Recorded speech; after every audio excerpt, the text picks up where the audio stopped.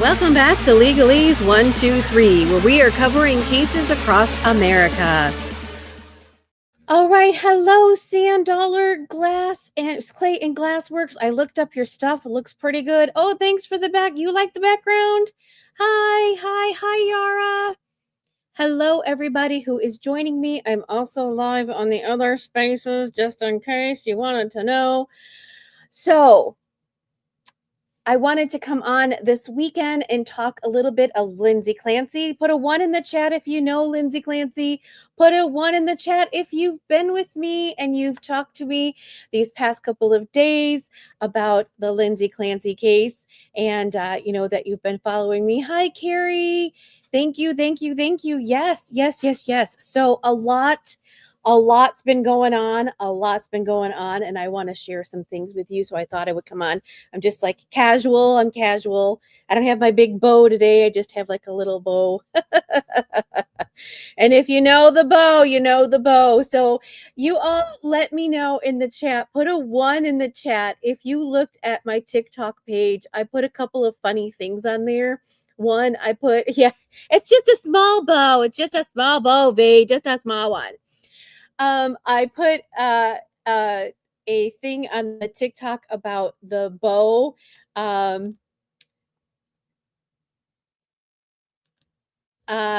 Well, we're starting off strong there, Flo.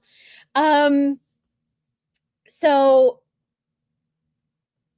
sorry, she threw me off. There is a thing, somebody made this meme. I didn't make the meme. It was the prosecutor was, they left early for the day so the prosecutor could go and prepare for the next day. But yet she was at the bow shop and there's a whole bunch of bows on the wall and you can see her shopping for bows. It is hilarious. If you haven't, go look at it.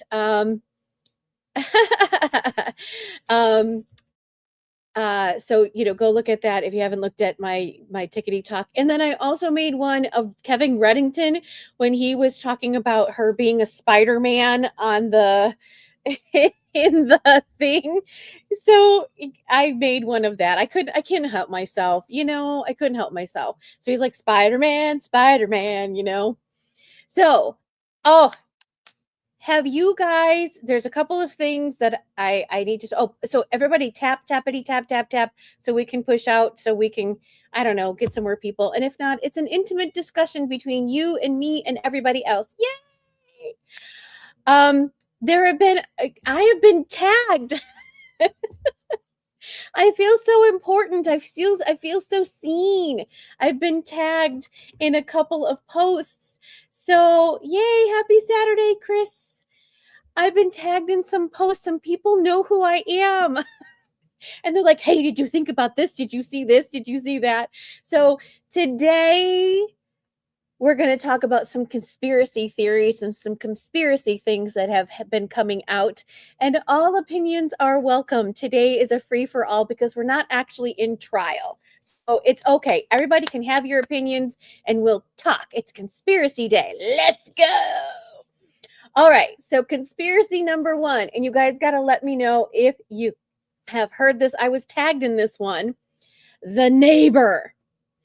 There is a girl on TikTok, and she's got like her laptop up, and she's got short, thick, like blondish hair. Anyways, she is the neighbor to the right. So if you're looking at the Clancy house, hello, she's to the right, and she came on and she said that she's their neighbor, and she claims that the window was open well before all the shenanigans happened. And I don't know the time, so don't come for me for the time. I didn't really watch it.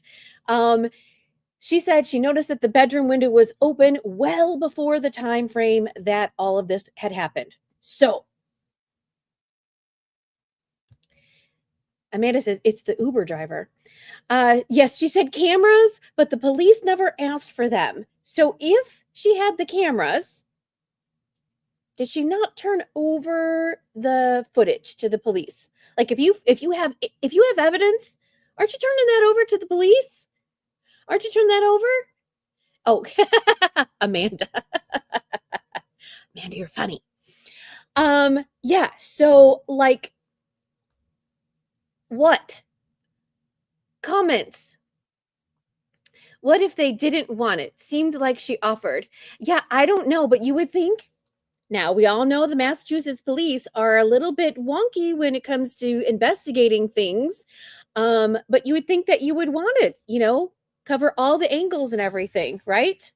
You would think you want to know anything and everything. I know, Flo. That's the way that Massachusetts roll. We'll never know. If you know me, you know that there's always many sides to a story, right? There's this side and that side and something in between. So yeah. We are talking about Lindsay Clancy. Hi, Leaper Lee. Yes. Commonwealth of PA is exactly the same. Oh, speaking of that, Flo, are you in Pennsylvania? Because if you are, I think, yes, hi, girl. Hi, Michelle. Okay, remind me if this is not true, but I think it's in Pennsylvania. It was the case of the girl who they said, and we have to be careful because TikTok wants you to say correct language. So if I'm being a little like on something else, you know what I'm talking about. There was a case where the girl said that she unalived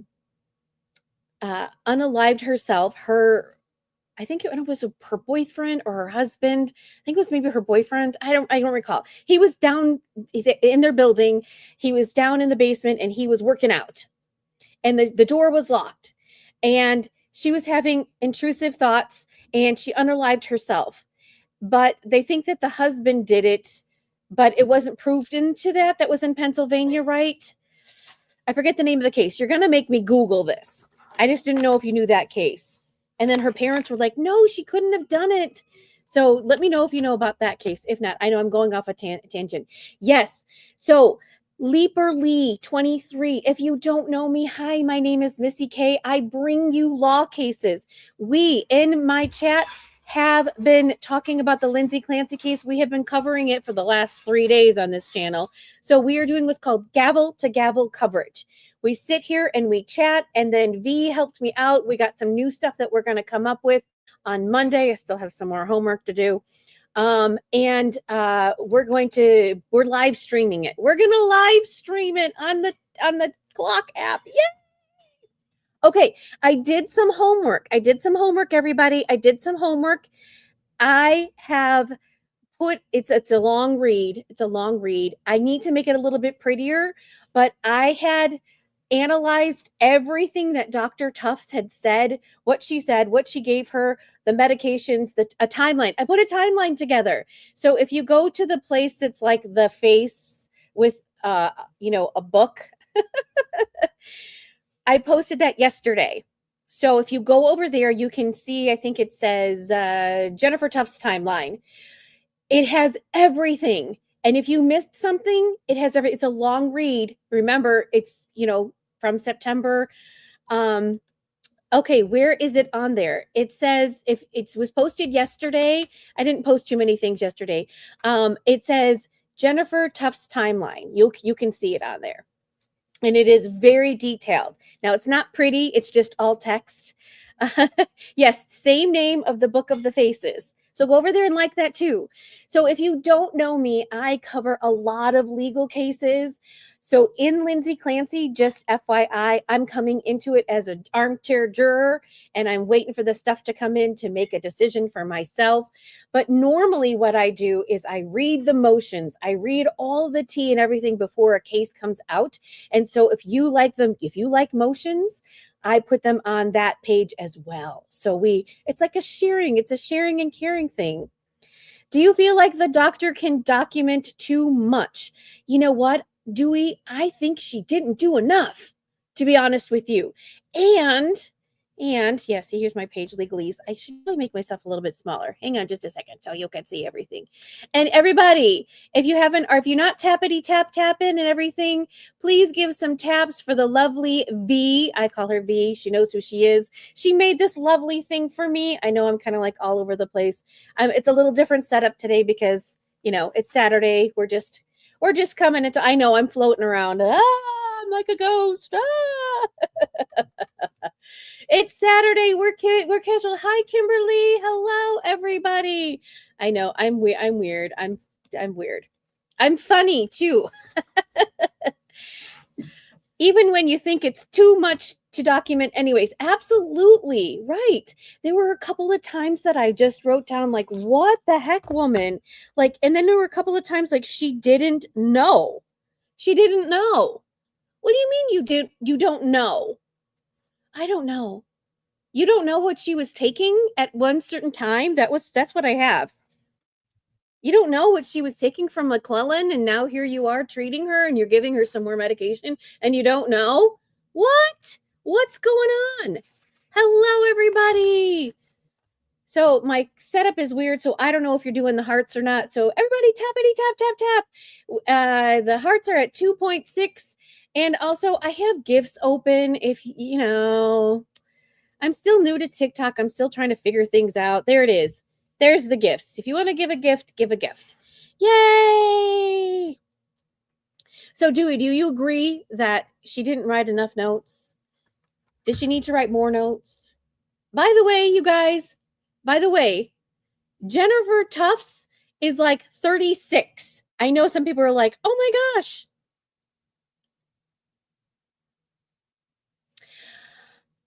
You just see the paragraph with a timeline on it. Where's the entire timeline? Girl, you are asking a lot from me. Let me just see what I have so far. Hold on. Let me see if I'm in the right thing. I wasn't going to bring this up, but I will. I will bring this up. I can't show it on here. So I only have the timeline of Dr. Tufts. So are you asking for the incomplete timeline? I'm sorry. Do you see my page? Do you see my page? It's a lot. If you scroll down, scroll down. Hang on. Oh, it's down. I did a lot yesterday. Okay, it says timeline of care with Jennifer Tufts. If you look at that, that is all of hers. And then I did put in there what led up to the day of the incident. Did you see that? No, you have to go to the face of the book. It's not on here. It's not on the tickety talk. You can't, it's not behind me. I can't put it up. See, Tickety Talk won't let me put the face of the book because they're contracting things. If I do, I'm going to get doxxed. So you have to go look. You have to go find me. And it's a ways down. I'm sorry. But law lovies, that's what I call everybody. So if you're new here, I call you a law lovey because you guys like the law just as much as I do. And I'm going to put together a thing of Dr. Goodyear, who was at McClellan. I got called out for that I called it something else. Is it McClellan? I don't know. I'll put a timeline for that, but I haven't gotten there yet. It's a lot. It's a lot. Hi, Liz. How are you? Hi, everybody. So if you haven't found my timeline of Dr. Tufts and all of the things, and it's not pretty. It's a big read. It's a big, big read. Part of these are my notes. Part of it is the transcript, the actual transcript from the trial. So don't come for me and be like, that's not what she said. It is. It is a transcript from the trial, exactly what she said. So it's over there. So if you want to see it, go over there. And then you could check out some of the other things that I did. All right. So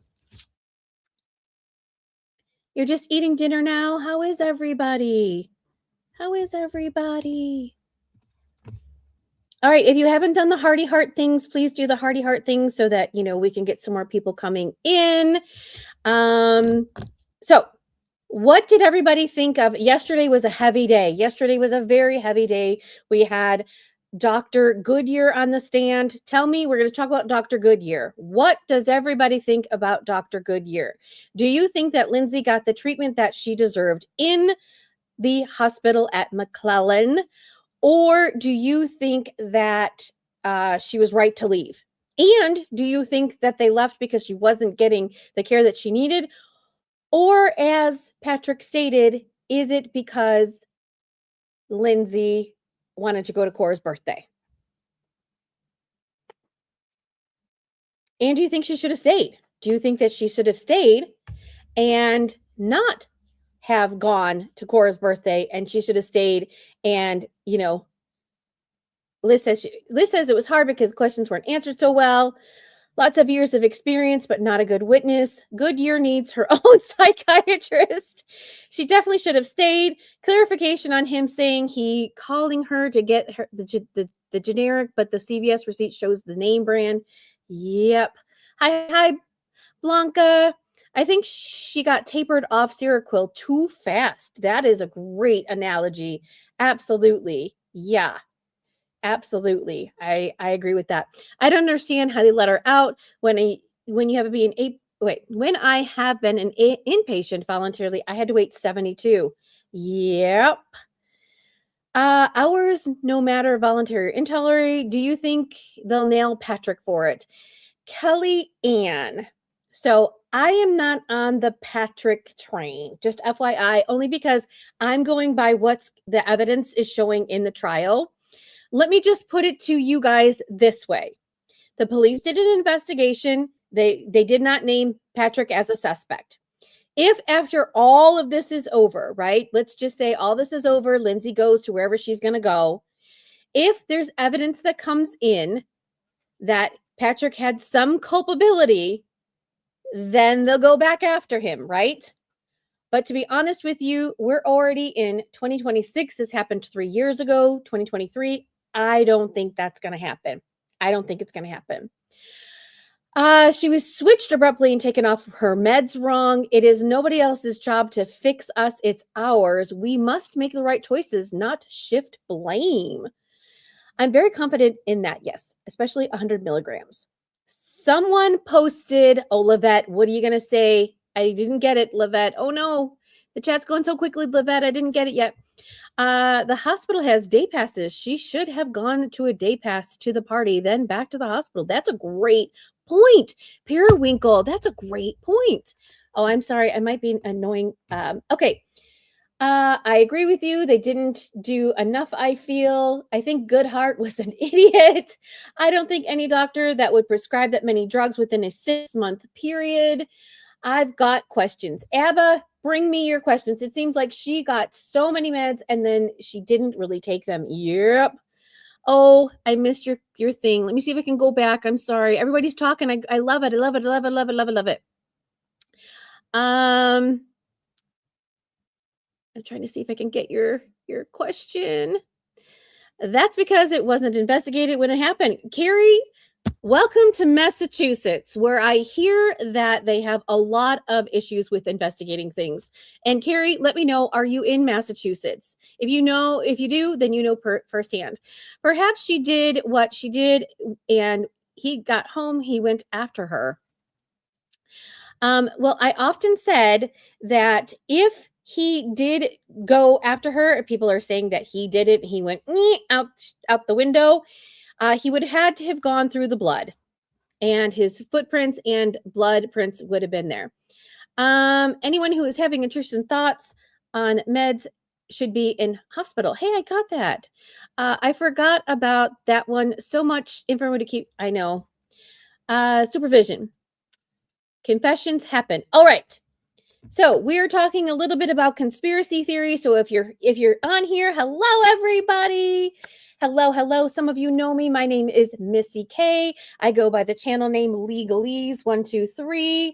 I'm live on the TikTok. I'm live on the YT and the FB. I'm live everywhere. So I'm bringing everybody in.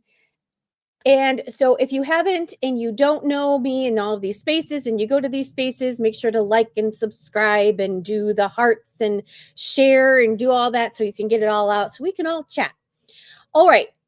So we talked one thing about the conspiracy theorists, and I don't know if you guys heard this when we first hopped on, but a neighbor has gone on TikTok and she said that the window to the Clancy bedroom was opened well before Patrick left. I don't know the time frame, but that's what she said. So somebody actually tagged me in that. So I just wanted to let you know, whoever did that, thank you. I didn't look at it. I just heard like smatterings about it, but I appreciate you guys tagging me because now like people know who I am and I appreciate it and I love it because now it's like, oh, hey, look at this, look at that. And by the way, I think I told you that like I may or may not have a touch of ADD. And so I'm always like, squirrel, shiny thing. So I jump from here to here to there. All right. Abba says she needed to be on therapeutic dose of Seroquel, 100 to 200 meg, but would be for sleep or maybe depression. Psychosis dose would be at least 400 milligrams, more likely 600 milligrams. You are very specific, and I appreciate that. Yeah, I've been watching since day one, but I haven't been bringing it to you since day one. But guess what? I found a way that on the Tickety Talk, I can also bring you the pages so we can also watch live. So that's what we're going to do on Monday. All right, that was one conspiracy thing that I wanted to bring up. I also want to talk about there was a woman who she thinks how Lindsay went out the window. Now, some people say she was pushed, she was shoved, whatever. We're going to set that aside for a second. But if you haven't seen this TikTok, I think I even reposted it on my TikTok just because I have a lot of you in here and you ask me these questions. And then I'm like, I don't know. She demonstrated that. So she said that she went, I'm going to try to recreate it, that perhaps she went out the window and she slung down. She's out the window, hanging out of the window on her tummy. And then she like slid down the window. That's how the blood could have gotten onto those surfaces.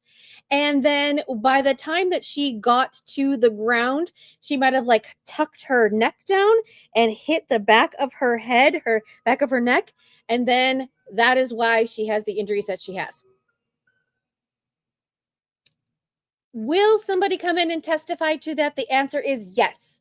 Yes, we will get a medical expert that comes in to testify to this. And why do I know that? Because Kevin Reddington continues to state that the prosecution's theory of how she went out the window, she didn't Spider-Man her way out the window, because how does she have these T1, T2 fractures? So let me know in the comments what you think about that and how did Lindsay go out the window, because I thought the same thing too. We always say that like she went out like she was diving, but I kind of thought that was kind of hard because the window was kind of small and she's got the bed there, so I wasn't sure like how she did it. So yeah, Jefferson injury. Thank you. Yes, Jefferson injury. Thank you, Dewey. Thank you. She obviously went head forward. Patrick bought the brand name Pedialex. Okay.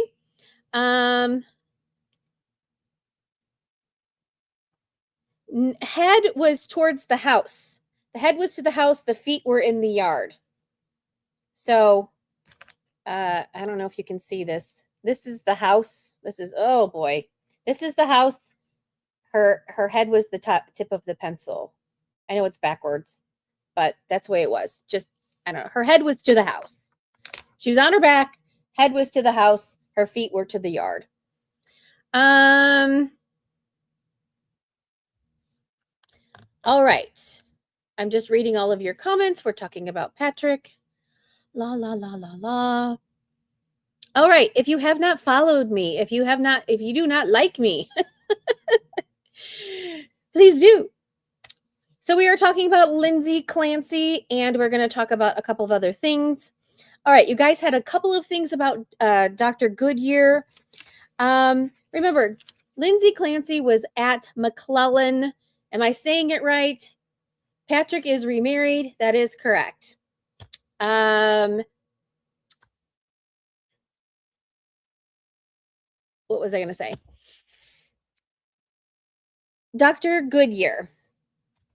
Lindsay was in the hospital January 1st. Remember, that's New Year's Day. And remember that they were talking a little bit, both the prosecution and the defense talked a little bit about, isn't it a skeleton crew, right? It's a holiday. And so when she got there on the 1st, was she assessed properly? I guess one of the things was, is she a harm to herself or others? And they're like, nope, okay, she's okay. So then apparently she said that there was 4 psychiatrists who rotate on that ward, in that area. I'm not exactly sure, but I have something to tell you here in just a second.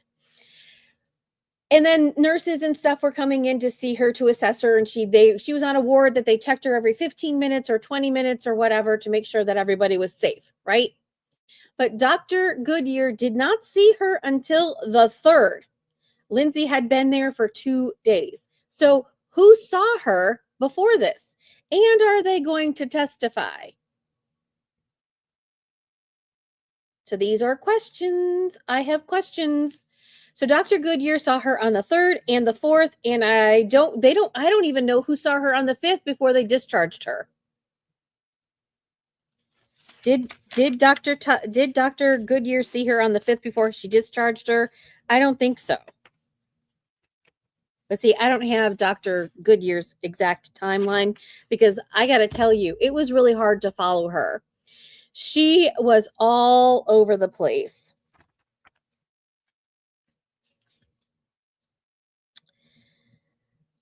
Well, yeah, maybe she did see her on the 5th, because I said she left, no Seroquel, no concerns for her safety or others, would like to do more about her sleep patterns.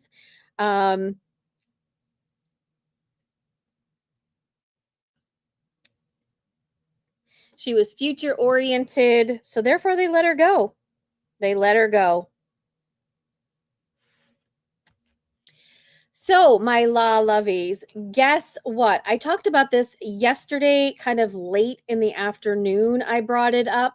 But yesterday, Kevin Reddington filed a motion. Let me see if I'm in the right space. Kevin Reddington filed a motion. He wants another witness to come in to court to testify.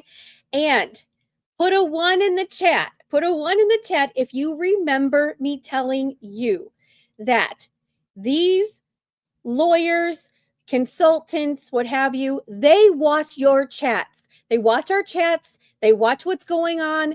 They see what we're saying and what we're doing. And here is an example. Let me know if you know where I'm going. There was a TikTok about it. Let's see if I can get it. Hold on. I've got it. Just give me just a second. I got to pull it up. There's a lot going on. Oh no. Hang on. Let me see if I can find it over here. 1 second. If you know where I'm going, you know where I'm going. If not, I'll bring it to you in just a second. I want to get the right wording. So, okay, here. Nope, that's the civil case. Wrong one. We will talk about the civil case. I can't talk about it right now. It's a lot. Hang on. I got to get it. There are so many motions filed on Friday. That's what they do. That, like, on Friday, they just, dump a whole bunch of motions. I did bring it up. Now I don't know where it's at. Oh, forgive me. I want to get the right wording and the right name. I'm not even reading the chat. I'm sorry.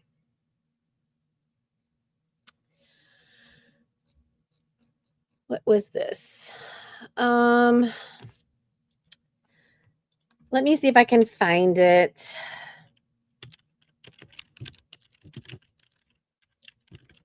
I'm sorry, everybody. Usually I'm very prepared. Okay. All right. Let's see if I can read this. There is a girl on TikTok. Her last name is Thorndike. I don't know what her first name is because I don't have this exactly. It just says Thorndike. Put a 1 in the chat if you know. She went on TikTok and she said, I worked at McClellan. And she went on there and talked about the treatment that people get. I think she was on the ward that Lindsay was on. Her name is Emily Thorndike. Okay, so I'm going to read you this motion. It says, now comes the defendant, Lindsay Clancy, in the above numbered indictment. They want to add Emily Thorndike to their witness list. Ms. Thorndike is presently the owner and licensed independent clinical social worker for the Wise Mind Therapy practice. She graduated from wherever. She was employed at is it McLean? Okay, I keep getting it wrong. She was employed at McLean Hospital in a short-term unit. She was employed for 5 years from May 2014 to 2019. So she was not there when Lindsay was there.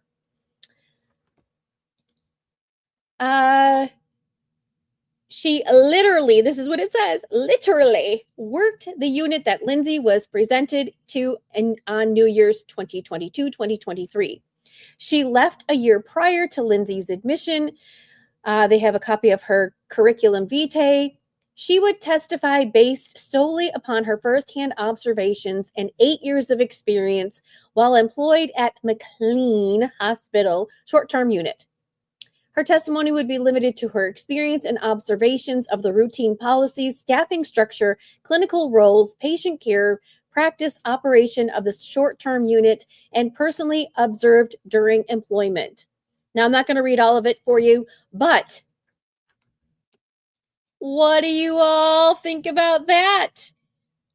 Do you guys think that Emily Thorndike would be great for the defense to come in to talk about how Lindsay was treated at the McLean Hospital?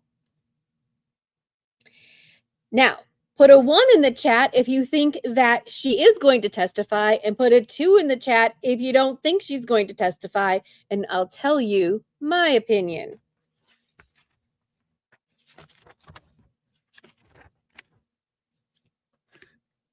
Nicole says, yes, she's going to testify. V says, yes. Kathy says, yes. You guys are going so fast for me. Carol says, no. She doesn't know you can send emails from phones. Oh, okay, you guys, I know you're talking about something else. Can she get sued? We'll talk about that in just a second. She doesn't work for them anymore, so she can't get sued because she's not divulging anything. She's doing her own experiences and what have you. All right, if you haven't hit that tappity tap, tap, tap, let's get to, we had 4.7 thousand. Let's get to, let's see if we can get to 5,000 tappity tap, tap, taps.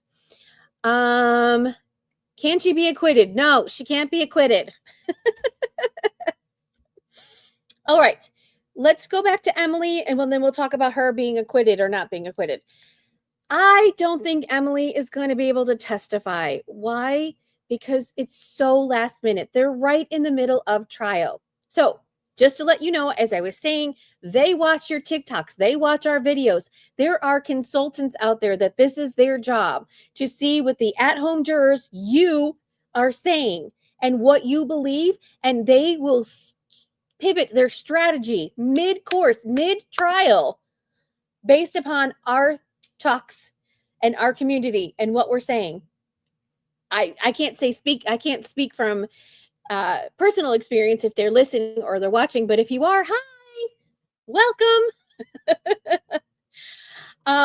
But they are listening, they are watching, they're hearing what we're saying, they're hearing what other creators are saying, etc. So obviously they picked up and they found out about her and they want her to come and testify. But I don't think she's going to come in because the prosecution, as you know, is already upset about the other witnesses that they want to come in, which, by the way, the judge has not made a ruling on it. Just to let you know, he did not make a ruling on it. So we don't know if those other witnesses are going to come in. And if you know, there was a motions hearing on Thursday after court let out that Reddington argued heavily that he wants these 3 witnesses to come in, Dr. La Posada, Dr. something with the C, Dr. V, all the doctors. And he said yes to 2 and wasn't sure about the 3rd, but we don't have that ruling yet. Now, Kevin Reddington just made this motion on Friday, and so they'll have a chatty chat about it. I don't know if we'll get to see it or not. It's always fun when we do because Mr. Reddington is super exciting, isn't he? So we don't know if whether or not they're going to argue it, but we would certainly like to see that, wouldn't you? So I don't think that she's going to come in. She's not like a doctor, so I don't think that her testimony is going to be anything of value to I mean, it's going to be highly valuable to the defense, but I don't think it's going to make that big of an impact for them to shift everything. That's just my opinion. All right. So that was the other thing that I wanted to point out to everybody. All right, let's talk about Jennifer Tufts for a few minutes. As I mentioned, if you are a law nerd like I am and you want all the tea and you want to see everything and you want to read everything, I had done I took the transcripts from what Jennifer Tufts said on the stand, and I kind of compiled it on my book of the, you have to scroll down because I posted a lot of stuff yesterday. So you'll have to scroll down on that to get to that. But it says Jennifer Tufts timeline, and it's a lot because it talks about all of the things that she had written in her notes and how Lindsay was feeling and what she wasn't feeling, and then what medication ended up being prescribed or not prescribed and what they were talking about. It's not pretty. It's just text, but it's a lot. I mean, I could make it prettier, but I mean, I'm doing a lot, people. I'm doing a lot.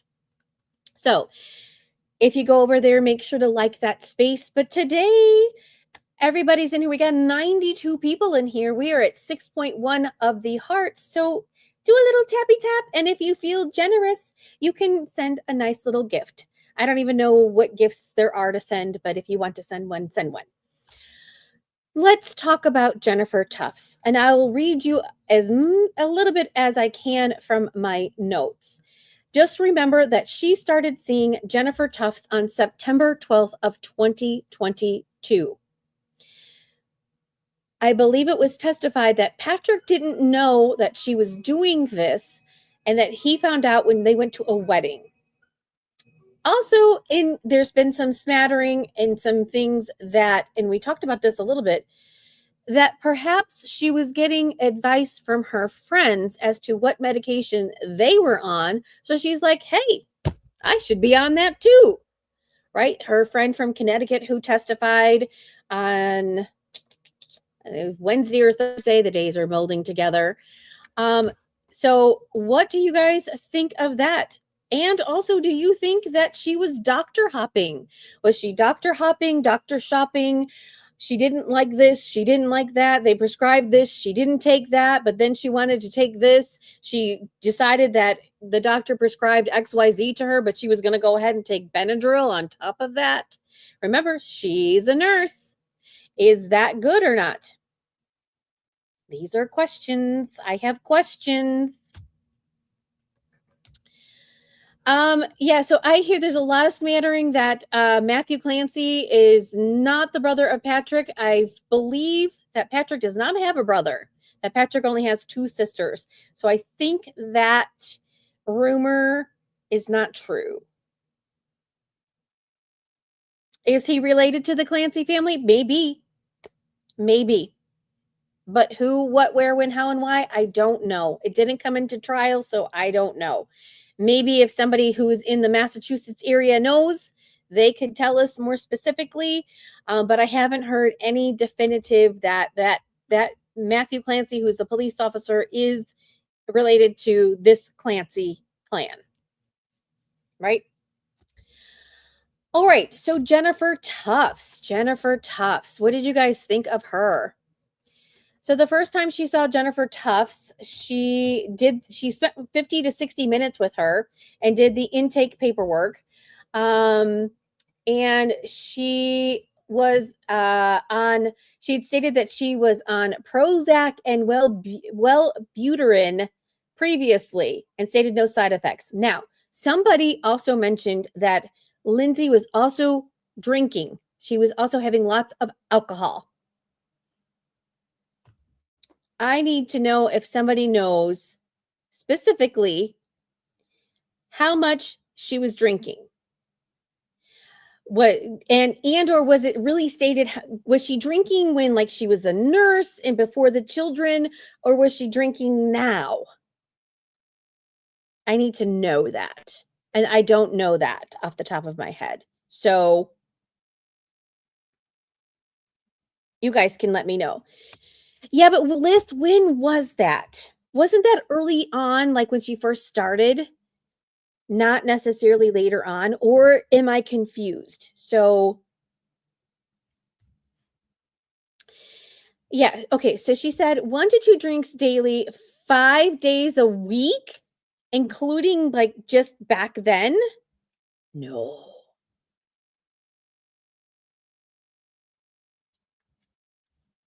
But was what okay, I need to know, was it okay, somebody tell me, it was it earlier on, like in September, or was it even in January, like when right before all this stuff really happened? Yeah, I think Meriwether, I think it was earlier. I don't think it was later on.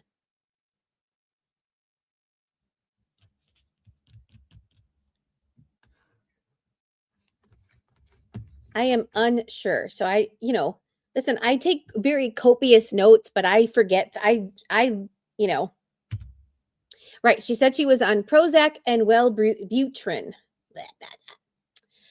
Um, Abba says, I don't remember, but I believe two. But I'd love to hear. Yeah, I'm trying to see if I can get.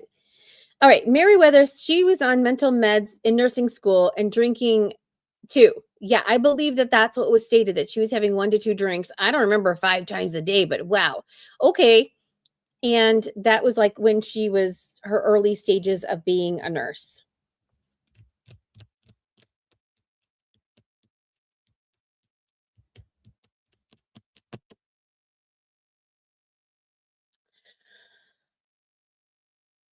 Charla, I agree with you. I wish that Dr. Tufts would have seen her in person. Was this brought up in the trial and confirmed? You're talking about, if you're talking about the alcohol, yes, it was brought up. But I don't have exact notes on that. So I was asking for your help. Yeah, she told the doctor about that. I can see, well, I don't know. Let's see. Hang on.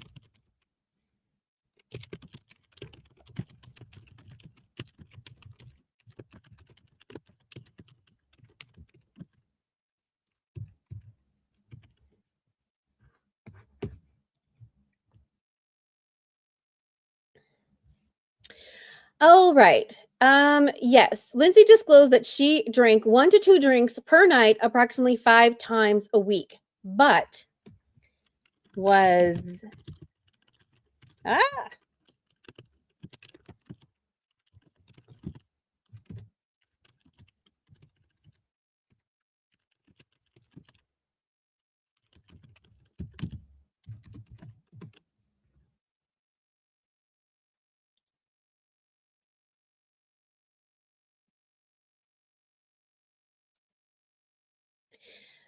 it was during the intake phase, is what Dr. Google says. Now, we always take that with a grain of salt, that Google isn't always correct and everything, but just to give us a small context.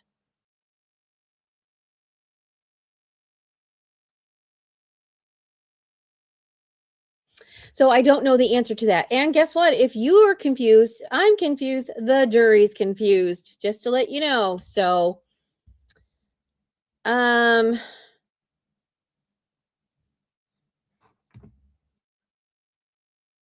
yeah, if she's drinking while she's on those meds, whoo, but I didn't hear anything about that, so I'm just not sure.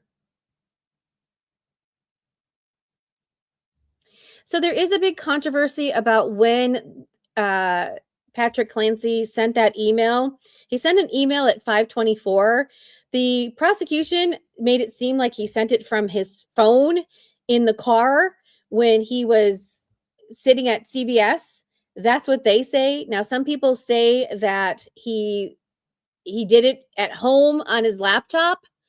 But we haven't had any forensic digital experts come in to testify to who did what, where, when, how, and why. And so that's the other point I want to bring up. I want to bring up that I think that the prosecution is also watching everybody talk about this case, and they are trying to answer some questions. And I don't know, I wrote it down yesterday somewhere, that when the prosecution was asking a question, I was like, oh man, that's my chat's question. Not specifically me, but I'm sure everybody else has the same question. And you're answering this for us at home. You're asking it for the at-home players. And I was like, So will that come up in trial? So you could just put a pin in that and say, well, will that question be answered? Will the digital forensic experts come in and say, give us a timeline, right? We all want a timeline. Who was where doing what? Why didn't she wear her watch? Why was her phone on the bed? What time did she stop moving? Where was he? What was his movements in his phone, right? Was she the one on the Facebook page that morning or the day that they were talking about the unaliving of the person who was the singer who unalived himself, and Patrick was listening to his music and Lindsay was on there earlier and somebody Googled it. Was it him? Was it her? If you bring these up and you don't answer the questions, what are we going to do? What are we going to do? So if you have questions, we have questions. The jury definitely has questions because the jury is made up of all of us. It's made up of every one of us. So, and just remember, I think there are 11 women and 7 men on this jury. And once the end of the trial happens, some of them get yeeted. There are 18 jurors, only 12 will deliberate. Now, in some cases, they let the other jurors go, like, all right, you're gone, you can go talk about this case. But sometimes they don't. Sometimes they have the jurors in one room deliberating and the alternates just have to sit in another room, and the alternates still can't talk about the case because if one of them on the jury, something happens to them, they'll take somebody from the alternates and put them in, and then they have to start the deliberations all over again. I don't know if you knew that. They just start from scratch. So just think about if you were a juror on this case, you can't talk about it like this.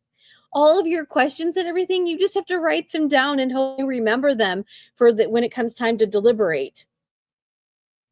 And I think somebody asked, so they get a notebook and they can write down their things. Now, I don't know. I want to know, do they get highlighters? Because I'm a highlighter person. I would be like highlighting. You don't think you can see my notes because they won't let me, but I highlight everything. And I would be,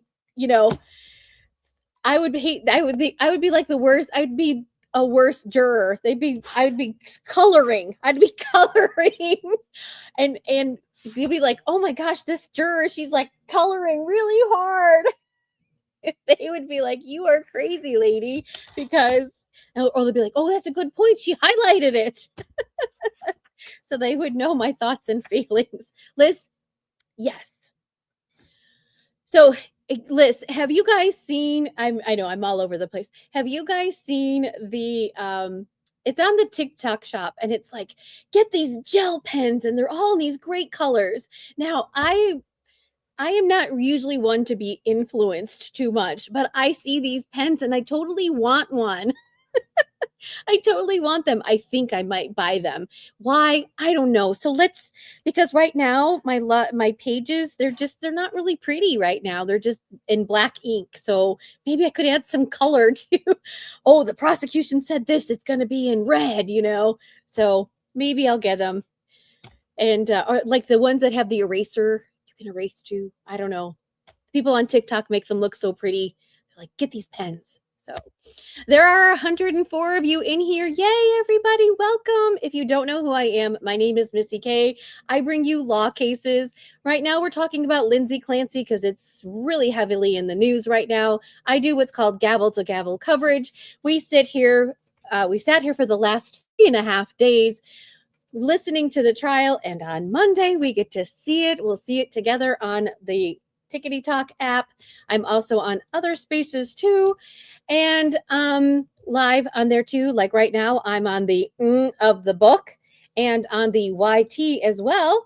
If you know, you know. And if you want to join me on those spaces, you can as well, because we'll be there as well. Because some people want to just sit and watch it on your television, and you want to sit and watch it with me. So I'm like over in the I'm in a little corner on the side, and you get to see the courtroom. It's much bigger than on your little phone.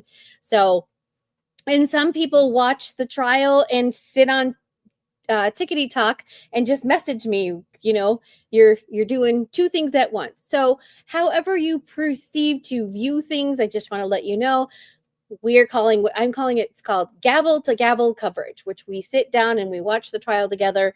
I do stop and pause to chat because you have questions, and we want to answer those questions as we go along. So we go a little bit behind what's going on in the live trial, but we catch up.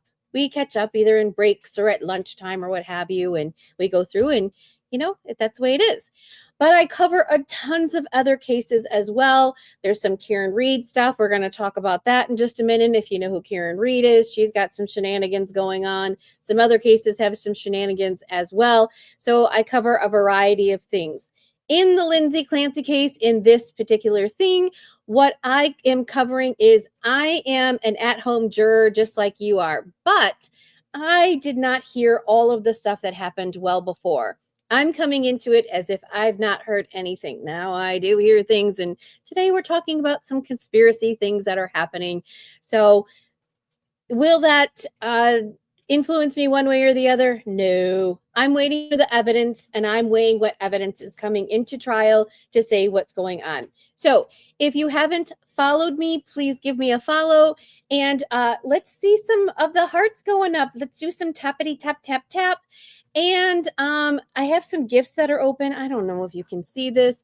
If you'd like to go ahead and give me a little tip, that would be great as well. Appreciate that you focus on proven facts versus conspiracies. There are some wild ones out there. There are.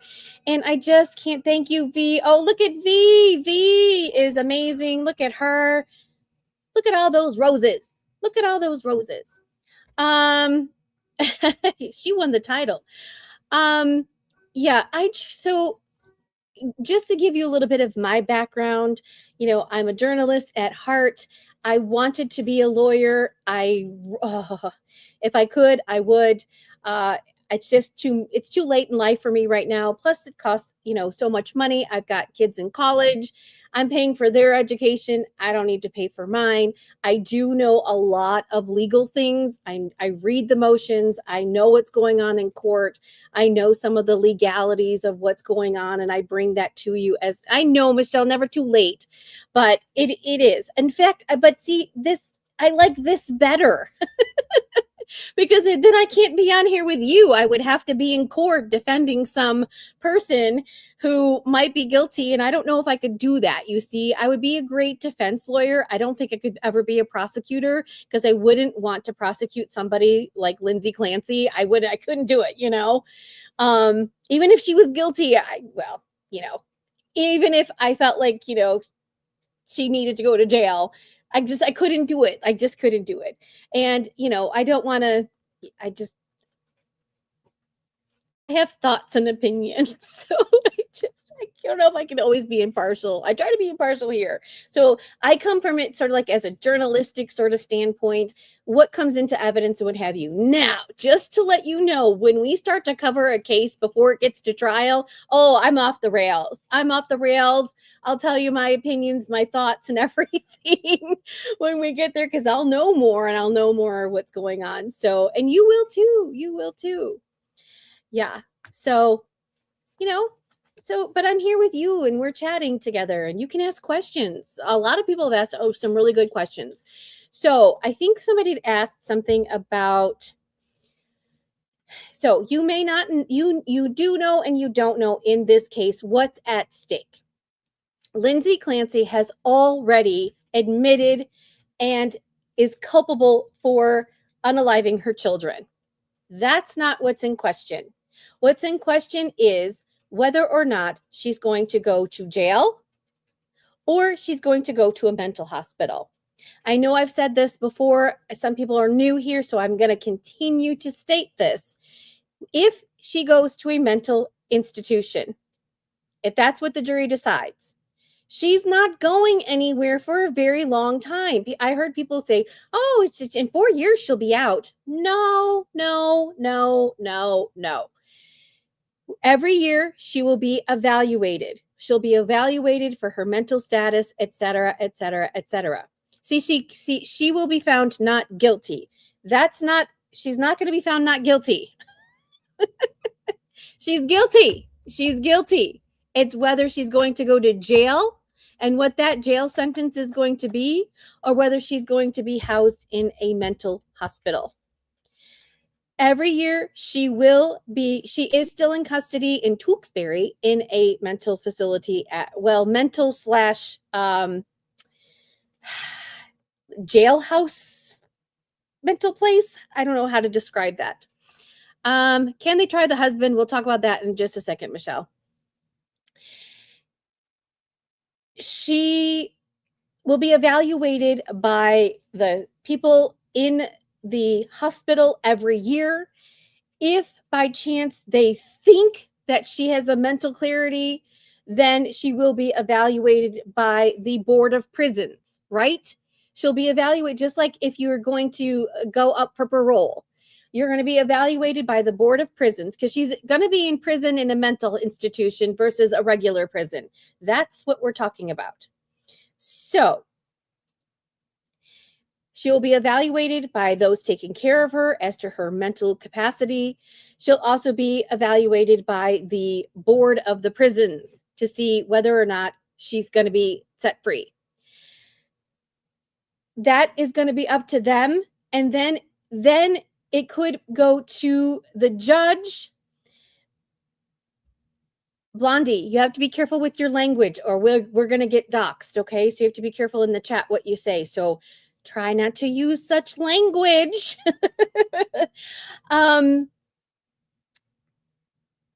So she's not going anywhere, and she's not going anywhere for a very long time. And it's possible if we will just wait, okay? We will just wait to see what happens going on. All right. A lot of people are talking about the conspiracy, whether or not Patrick Clancy did it, or is he culpable for anything? We're watching the trial. There has been no evidence that Patrick Clancy is culpable in any way, shape, or form. If you have evidence to that, you can present it to me. But for right now, we're not entertaining that. And everybody's entitled to their opinion. So you can say what you want to say, but, that's my opinion. What are your thoughts on the famous email? So, lady technician, we need the digital forensic expert to come in to tell us who was where, when, how, and why, and what time. We need a timeline from the digital forensics experts, right? Some people are saying that he did it on his phone. The prosecution asked him, did you go on your phone and make that email? He said yes. I know he was a little confused about it, but he said yes. Does that clear it up? Apparently, some people say no, that didn't clear it up. So did he do it on his laptop? So let's get the digital forensic experts to come in, download that, tell everybody so everybody in all of these groups can, for once and for all, clear that conspiracy up. Will we hear from them? I don't know. So we'll see. We'll see. Did he change his shoes? I don't know. One picture, it looks like he did. One picture, it looks like he didn't. Why did he change his shoes? I don't know. Did he go back to the house and did he do anything? I don't think he had enough time. Besides, again, if he had some culpability and his timeline didn't match up or what have you, the police did a thorough investigation, sort of. They didn't look in the drawer. The drawer. The drawer.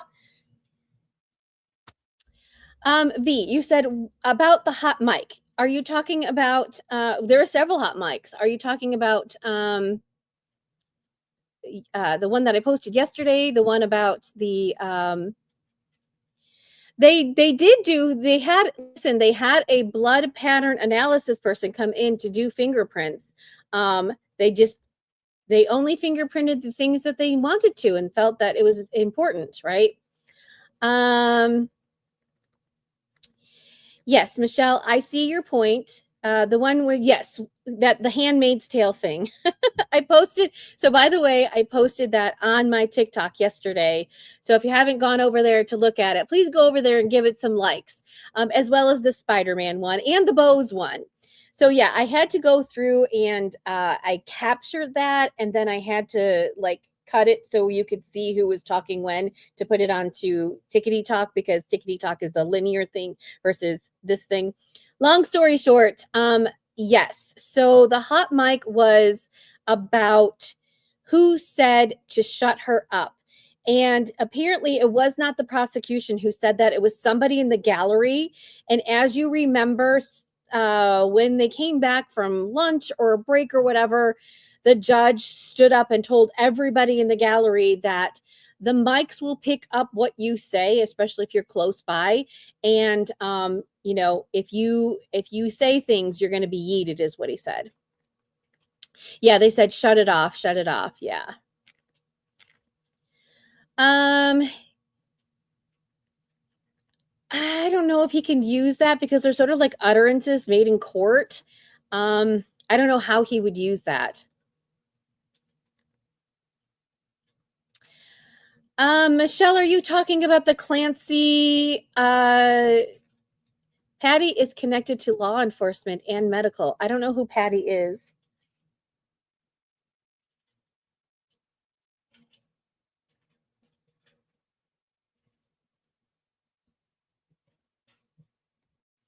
Clancy is a very common name. There's an interview with Reddington saying he's recording the whole thing. What does that mean? Oh, okay, V, that's a great question. He's preserving it for the record of the trial. That's what he means. So, okay, that's a very good question.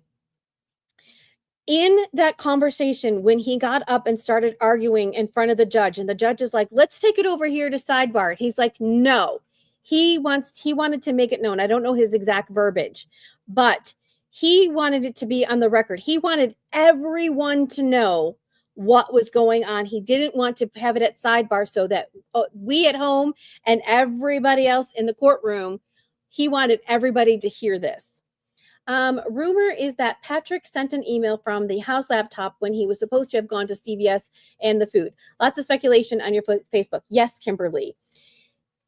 And again, I want to state that I believe that the prosecutor, when Patrick was on the phone, they talked about that he had sent an email from his phone. And Patrick was like, yeah.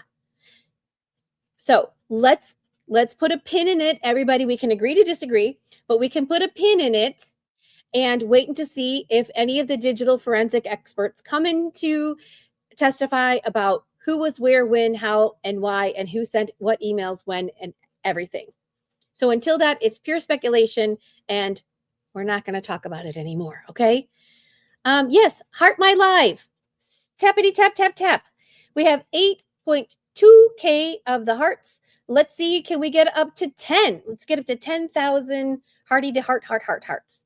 So, and also that my gifts are open. If you want to go ahead and send a gift, I don't, TikTok is interesting. So, and if you haven't liked and followed me, please do. My name is Missy K.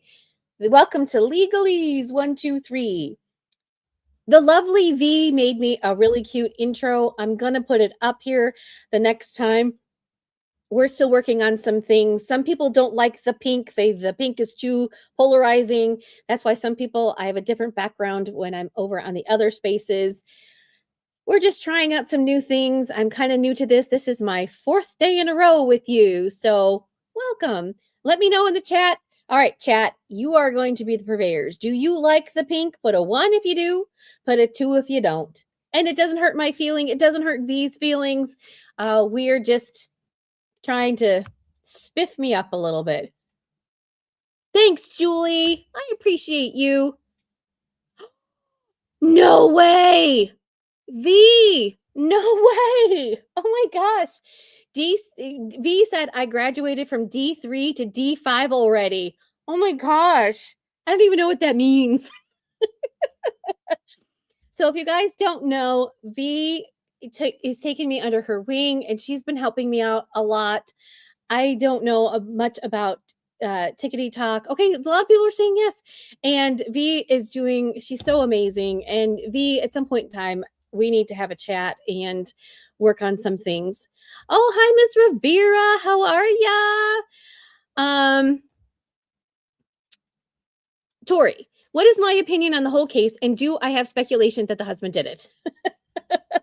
Would somebody like to tell Tori what's going on?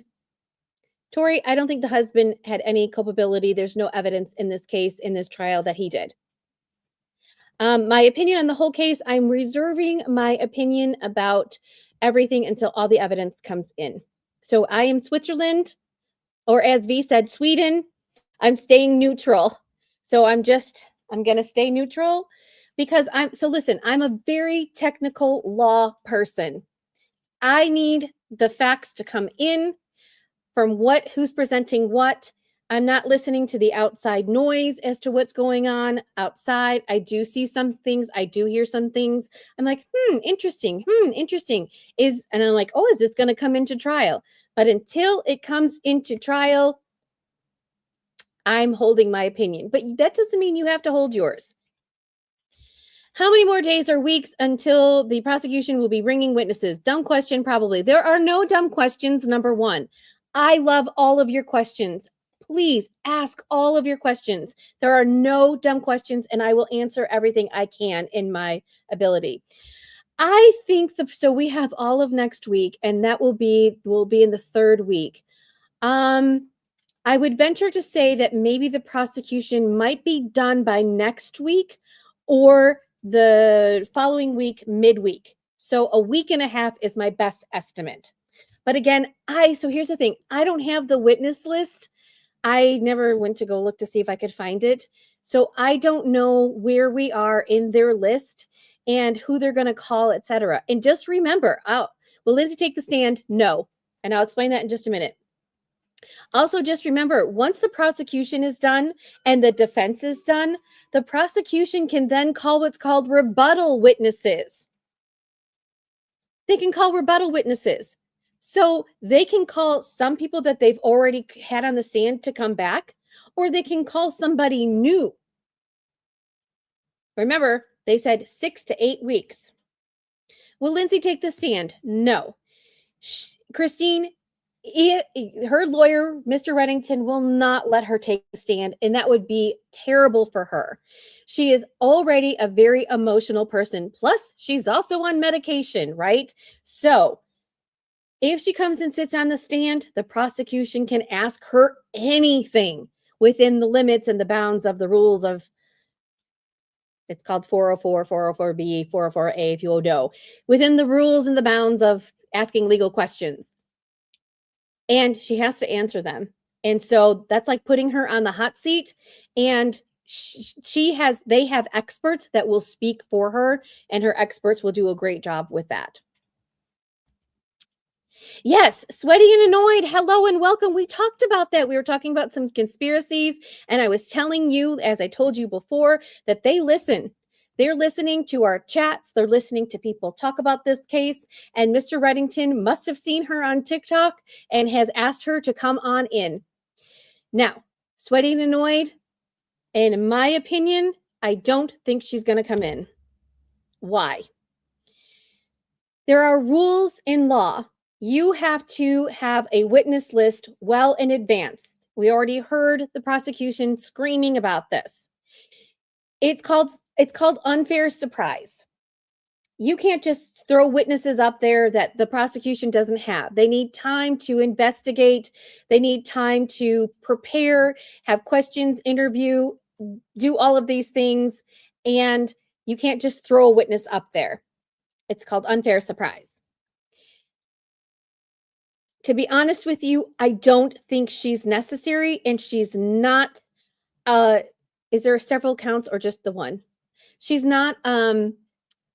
She's not a medical doctor, so I don't think that her opinion about the care that she got at McLean, because she's not there and she wasn't treating her, she's just talking about McLean in general. I don't think that is going to come in. I don't think the judge is going to allow it. Now, I could be wrong. It's just my opinion. And if I'm wrong, I'm wrong. When is this trial due to end? 6 to 8 weeks. We just finished up week 2. So, but put a pin in that because you just never know. But I also want to remind you of something.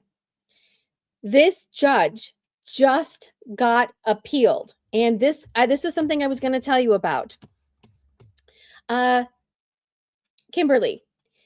So yes, she kind of already pled guilty. She said she was culpable for unaliving the children.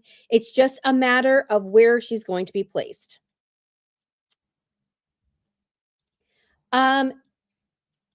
Marcy, what's my opinion on how the prosecution has done so far?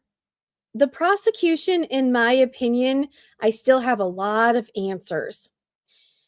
I'm still a little bit confused on their theory because they're a little bit all over the place about some specific details. For example, when Reddington said, how did she go out the window and how did she have the injuries that she had? They're saying she Spider-Man'd out the window. I don't know. So I need to hear from a medical expert about how she received her injuries. And I also stated this, it was a very, very, very, very clear thing that the prosecution said, their theory of the case. And I've talked about this, and I'm trying to get to my notes. It was when they were arguing in the motions that they think that it was her attempt to harm herself was a failure. And the exact words were, oh, hang on, that's not it. Hold on. I want to get my exact words on that. One second.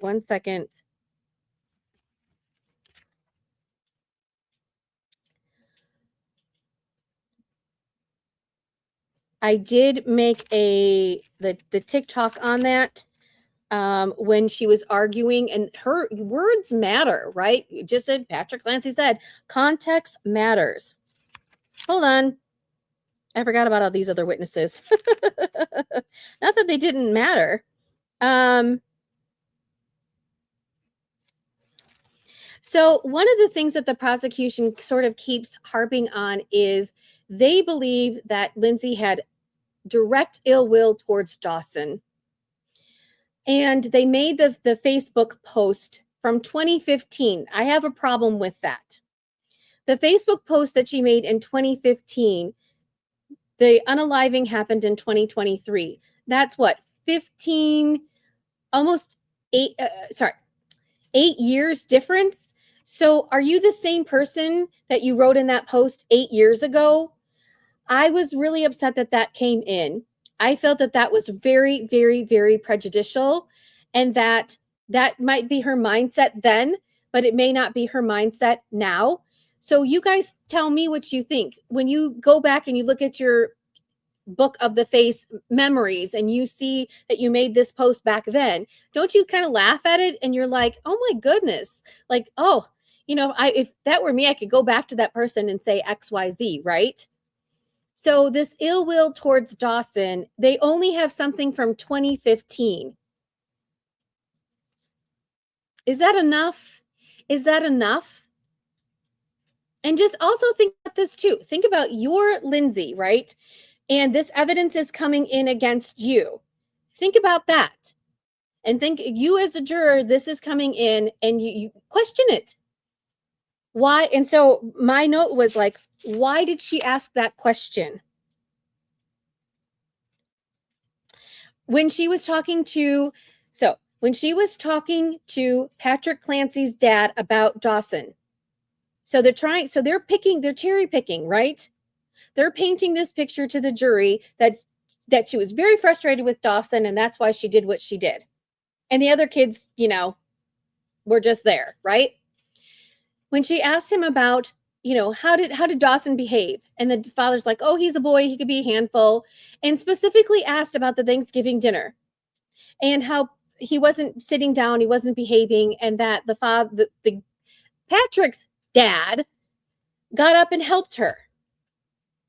But he didn't say that Lindsay was complaining. He didn't say that Lindsay was scolding Dawson. He didn't say that Lindsay was, shaking him and putting him down or anything. She's trying to get him settled.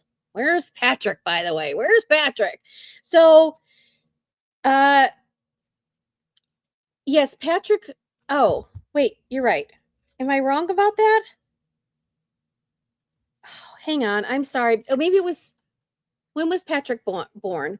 He was 18 months by the time he was born. Okay, maybe I was wrong.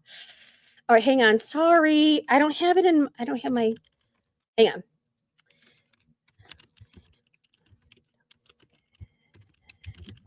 Hang on. Thank you for pointing that out. See, I could be wrong. So Dawson, oh no, hold on. Let me go back. Sorry. Thank you for telling me. Okay.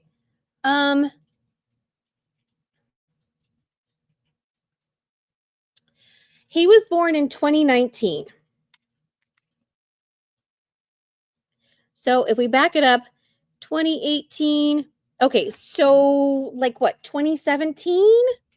2017? 2017. So let's say 2017 to 2023 is what? That's 3. So 6 years. 5-6 years. She had written this beforehand and now it's coming up. And then I didn't see what you guys, I was talking about the dinner. You said the post was 2021. I'm going to have to go back and take a look and see.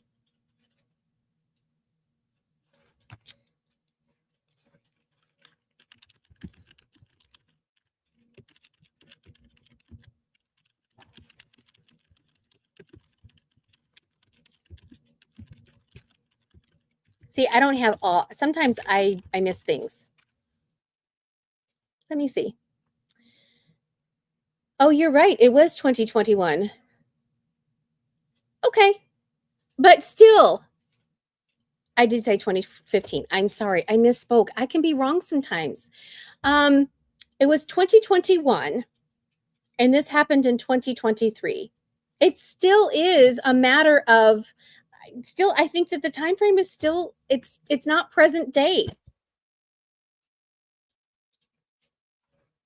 Yeah. 2 years before, though, it's still a lot. I agree. Because what you say 2 years ago isn't the same as what's going on currently right now. I'm not the same FB person that I was 2 years ago that I am today, right? And neither are you. Anyways, so like I keep telling you, I keep saying this. I know it's kind of funny, but I feel sometimes they're trying to make what I call fetch happen. You're trying to make fetch happen. You're trying to put something in there that wasn't in there to fit your theory of what happened. And so I keep saying the defense does it too. So I keep saying you're trying to make fetch happen. And so I do sometimes say that. So that's the issue I have. But I was trying to tell you exactly what she said. So let me tell you, if I can tell you what the prosecution said specifically in that. And by the way, my notebook is almost filled up. I'm going to have to get a new notebook. I don't know if I can find it. I did like make a little thing on it. All right, that wasn't it. Hold on. Sorry. It's very important because her words really struck me heavily.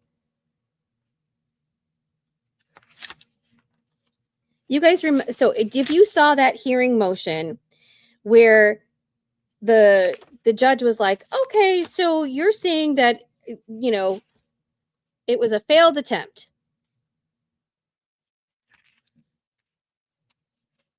I cannot find it. I don't know why I cannot find it. All right. I'm sorry. I can't find it. Hang on. I know what we can do. We can pull it up. Hold on. All right. I don't know. Let's see. Da-da-da-da-da-da. Okay, here we go. I'm gonna pull this up. Everybody listen, listen, listen, listen. And tell me if you can't hear it, okay?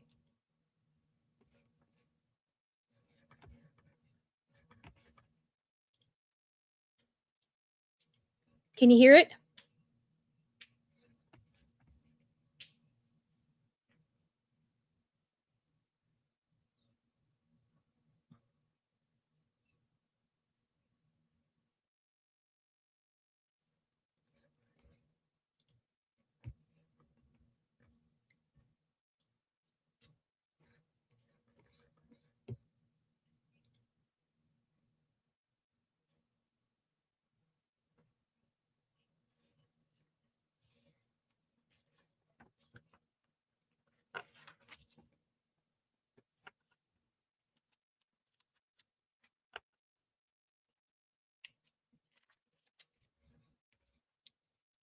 Okay, I didn't get all of it, but wow.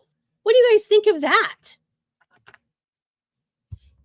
Well, they were arguing about whether or not certain so Reddington wants 3 different doctors to come in to testify to a myriad of things. And she's trying to say that those people can't come in. But that's their theory. So isn't that interesting that that's their theory, but that's not what they said in their opening statements. So when you guys ask me what I think about the prosecution, that's what I think, that I'm so confused. What is it that they're trying to elicit? And I can read between the lines what they're trying to elicit. They're trying to say that it was premeditated. She planned it. She sent him way far away to a restaurant they've never been to in a very long time. And so that she could do it. And then, that the methods that she chose were unsuccessful. Well, we know that, right? I mean, she's sitting right there, right? So what they're saying is, oh, the cuts on her arm weren't, correct and deep enough. Perhaps the medication she took, which we still don't know for sure if she did or didn't, I've heard some smatterings that she did, wasn't enough. Then the, jumping out the window, that wasn't enough.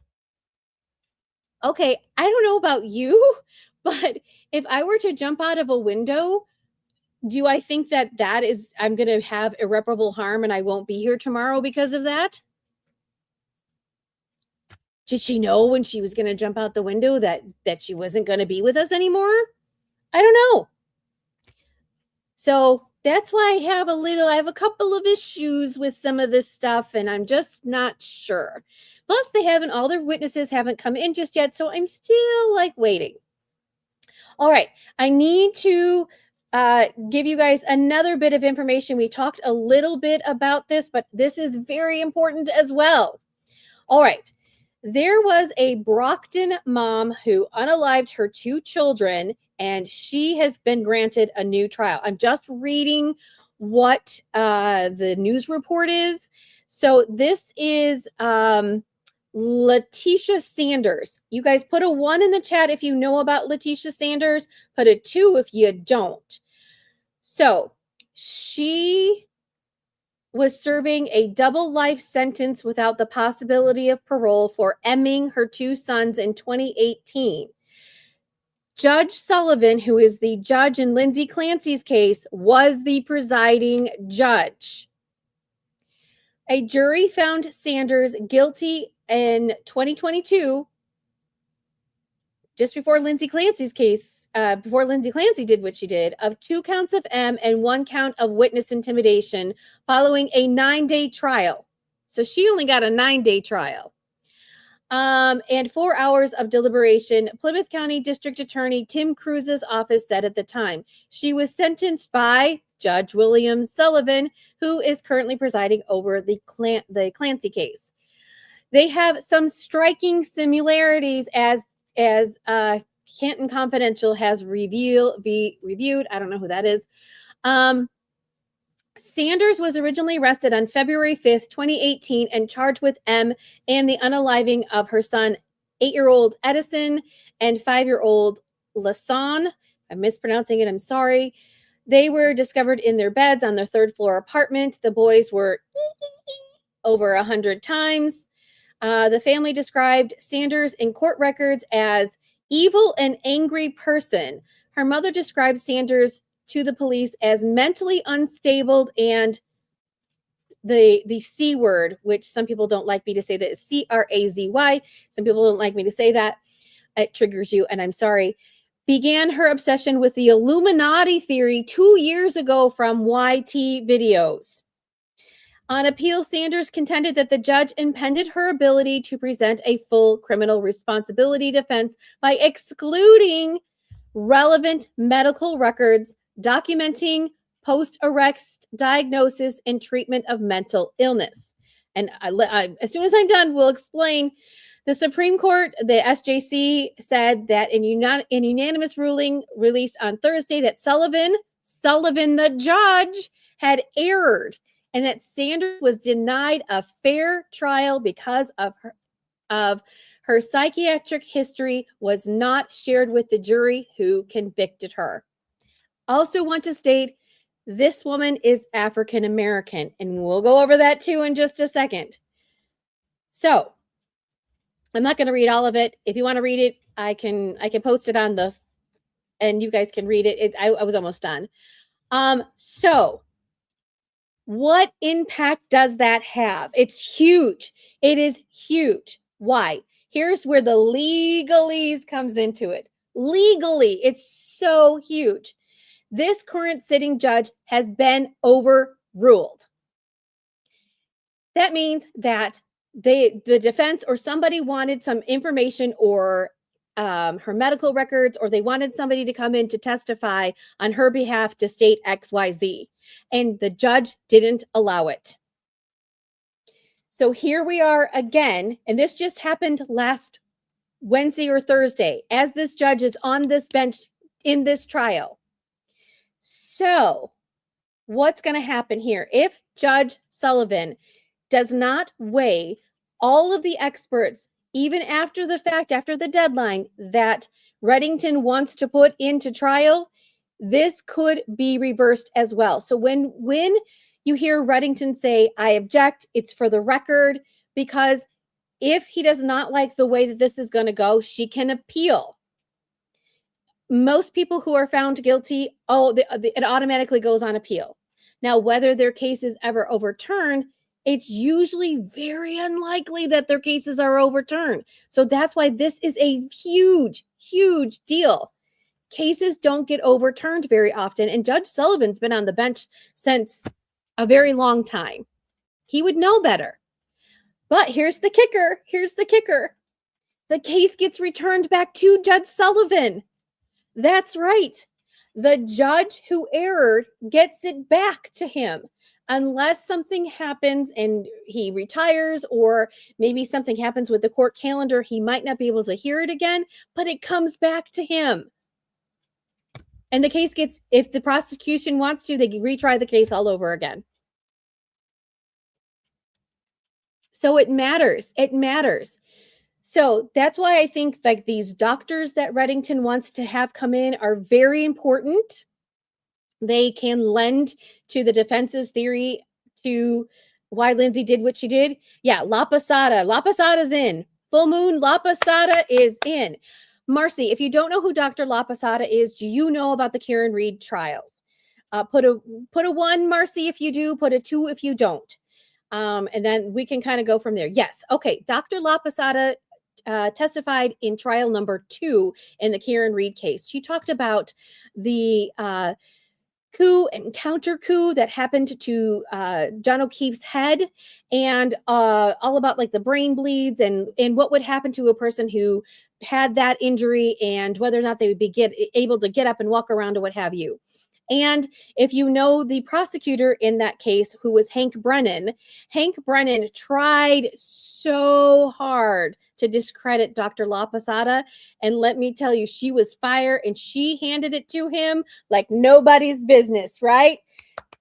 Give me some tappity taps for Dr. La Posada and sticking to her expertise. He even like, was it him or there was another woman. It was either her or another woman. I forget. You guys can let me know. Yeah, Megan from TikTok. I'll tell you about her in just a second. You guys let me know when Brennan he was disparaging one, either her or the other one, in the Karen Reed case, and they served it back at him, right? She really handed it back at him and was like, you don't know what you're talking about. So Dr. La Posada, she is not somebody to mess with. And I just have to tell you, go girl power, right? Make sure you're tapping for Dr. La Posada because she is a very, very, very experienced, educated, well-spoken, like girl power to her to the utmost, right? So she will be amazing to watch. All right, Megan from TikTok. I don't know if Megan. Oh, wait, is the Megan that's in here the Megan from TikTok? Are you in my chat? No. No, but there's another Megan that's on here. Oh, no, her name was Emily. Wait. When you guys are saying Megan from TikTok, no, I was wondering what you all thought about the new witness being added. All right, Emily, she's not necessarily being added. That's okay. Don't worry about it. She's not necessarily being added. They're asking to include her, but to be honest with you, I think I already told you, I don't think that she's going to. Why? She's not a doctor, and all she's really going to testify to is how bad McLean was. McLean. I'm sorry if I mispronounced it. And I don't think the judge is going to allow that in. So, because it's like talking bad about the institution, and he could have gotten that in from Dr. What's her name, or if any other from, because she doesn't work there currently right now. So she can't necessarily testify to what the treatment was of Lindsay. So just mark my words, because these arguments are going to come up. This is what the prosecution's going to argue, that they don't want this witness to come in. So that's what they're going to argue. So I don't think that she's going to come in. I could be wrong. So anyways. Yeah, like the case manager, bring the case manager in. Yeah. Let's bring in the nurses from the treatment area, right? Bring those people in. Let's hear what they have to say. And they might be on the witness lists. So, he has to get it in through a different way. He can't get it. So that's the other thing that they like to do, right? You guys know, they'll ask a witness that's on the stand some question that they may or may not be able to answer. And they just ask it like, did you know this? Did you know that? Did you know this? And I'm like, you can't ask these questions. They don't know, but then they testify to it. And I don't know why each side's not objecting, because that's not the way you do this, but I digress. That's just me and my law nerd. Like, that's not the way the rules of the court are supposed to go. So I get very frustrated sometimes, because again, they're trying to make fetch happen with this witness, and they're bringing in test. That's why I say he's testifying. She's testifying. You're trying to get in evidence from a witness that can't testify to that. But sometimes it works, and they get them to speculate on things, and it comes in. So just to let you know, Judge Sullivan has a huge microscope on him in this trial, number one already, but because this other case got overturned, that's like a big slap in Judge Sullivan's face. So Judge Sullivan may look at things a little bit more closely than he had in the past. And I don't know the other case, so I don't know if there's a lot of similarities to hers, but it kind of is on the line, right? Now, I also bring up the fact that she is African American. Lindsay isn't. Apparently Lindsay's parents are paying for Reddington and all these experts that they're bringing in. That costs a lot of money. Does Miss Sanders have that ability as well? She probably has a public defender. So I'm just putting that out there, that the cases might be the same, but they certainly aren't being tried the same. That one was a 9-day trial. This is 6 weeks. So that's my legalese for you. All right. Does anyone have any more questions about Lindsay Clancy, any of the conspiracy theories, anything of that? Because then we're kind of gonna pivot a little bit. We're gonna talk about Karen Read and the shenanigans going on in the Karen Read case. Anybody? Devin, I've answered this question about a gazillion times. The answer is no. There's no evidence to the fact that Patrick was. What was the GoFundMe spent on? Full moon? I don't know. I've heard a lot of smatterings about that. I have no clue what it was spent on and or what. Why is the public allowed to watch the trials? I'm not sure what you're asking about that. We talked about the email. I'm waiting for digital forensic experts to come in to dispel that rumor.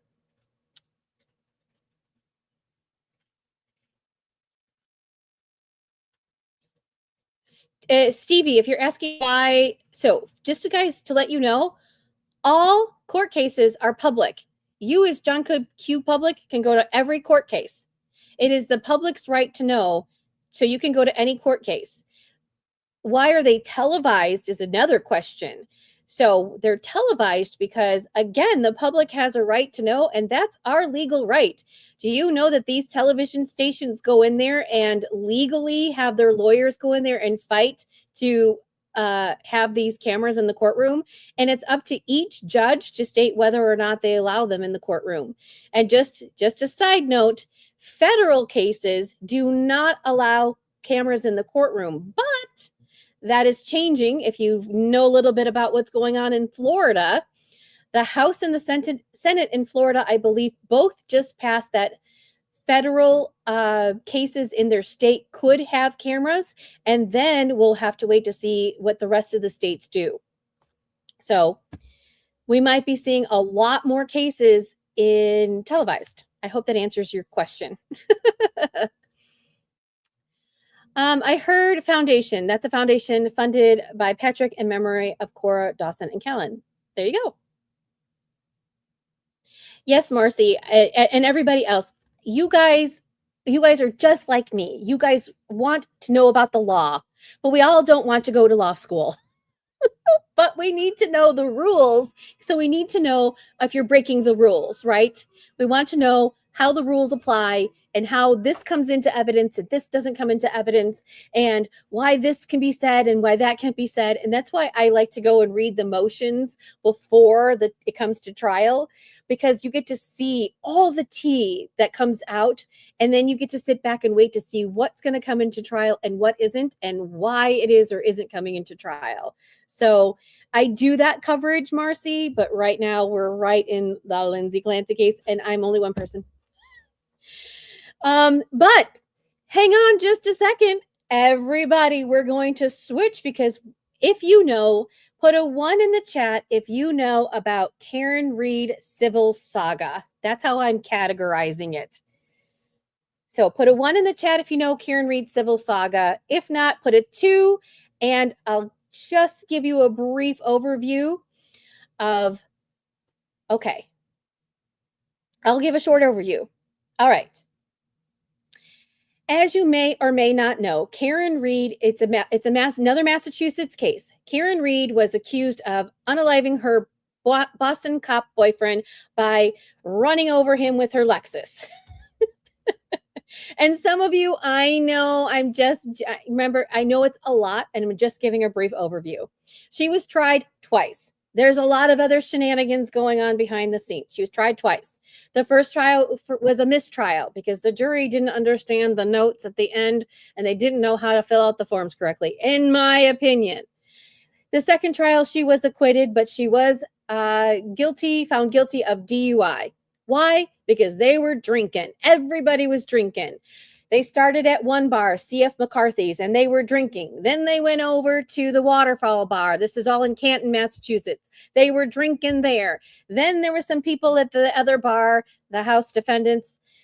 There were other people there who were drinking and said, hey, why don't we continue this party, because the bar was closing down, and they went over to a place called 34 Fairview in Canton, Massachusetts.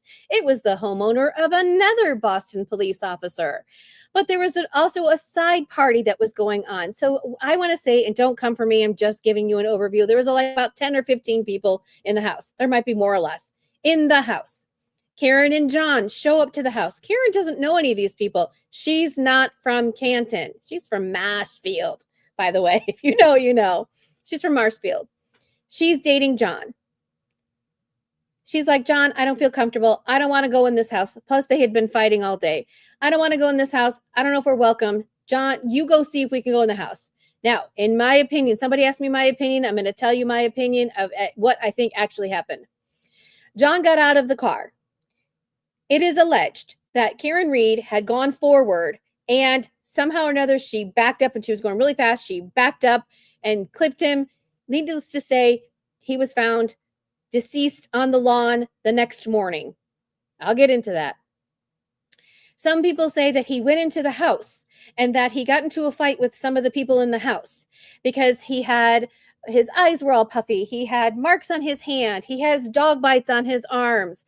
The dog, they say the scratches on his arm were from her taillight. Her taillight was busted. And he was found deceased on the lawn and that they put him on the lawn later on. Karen drives off.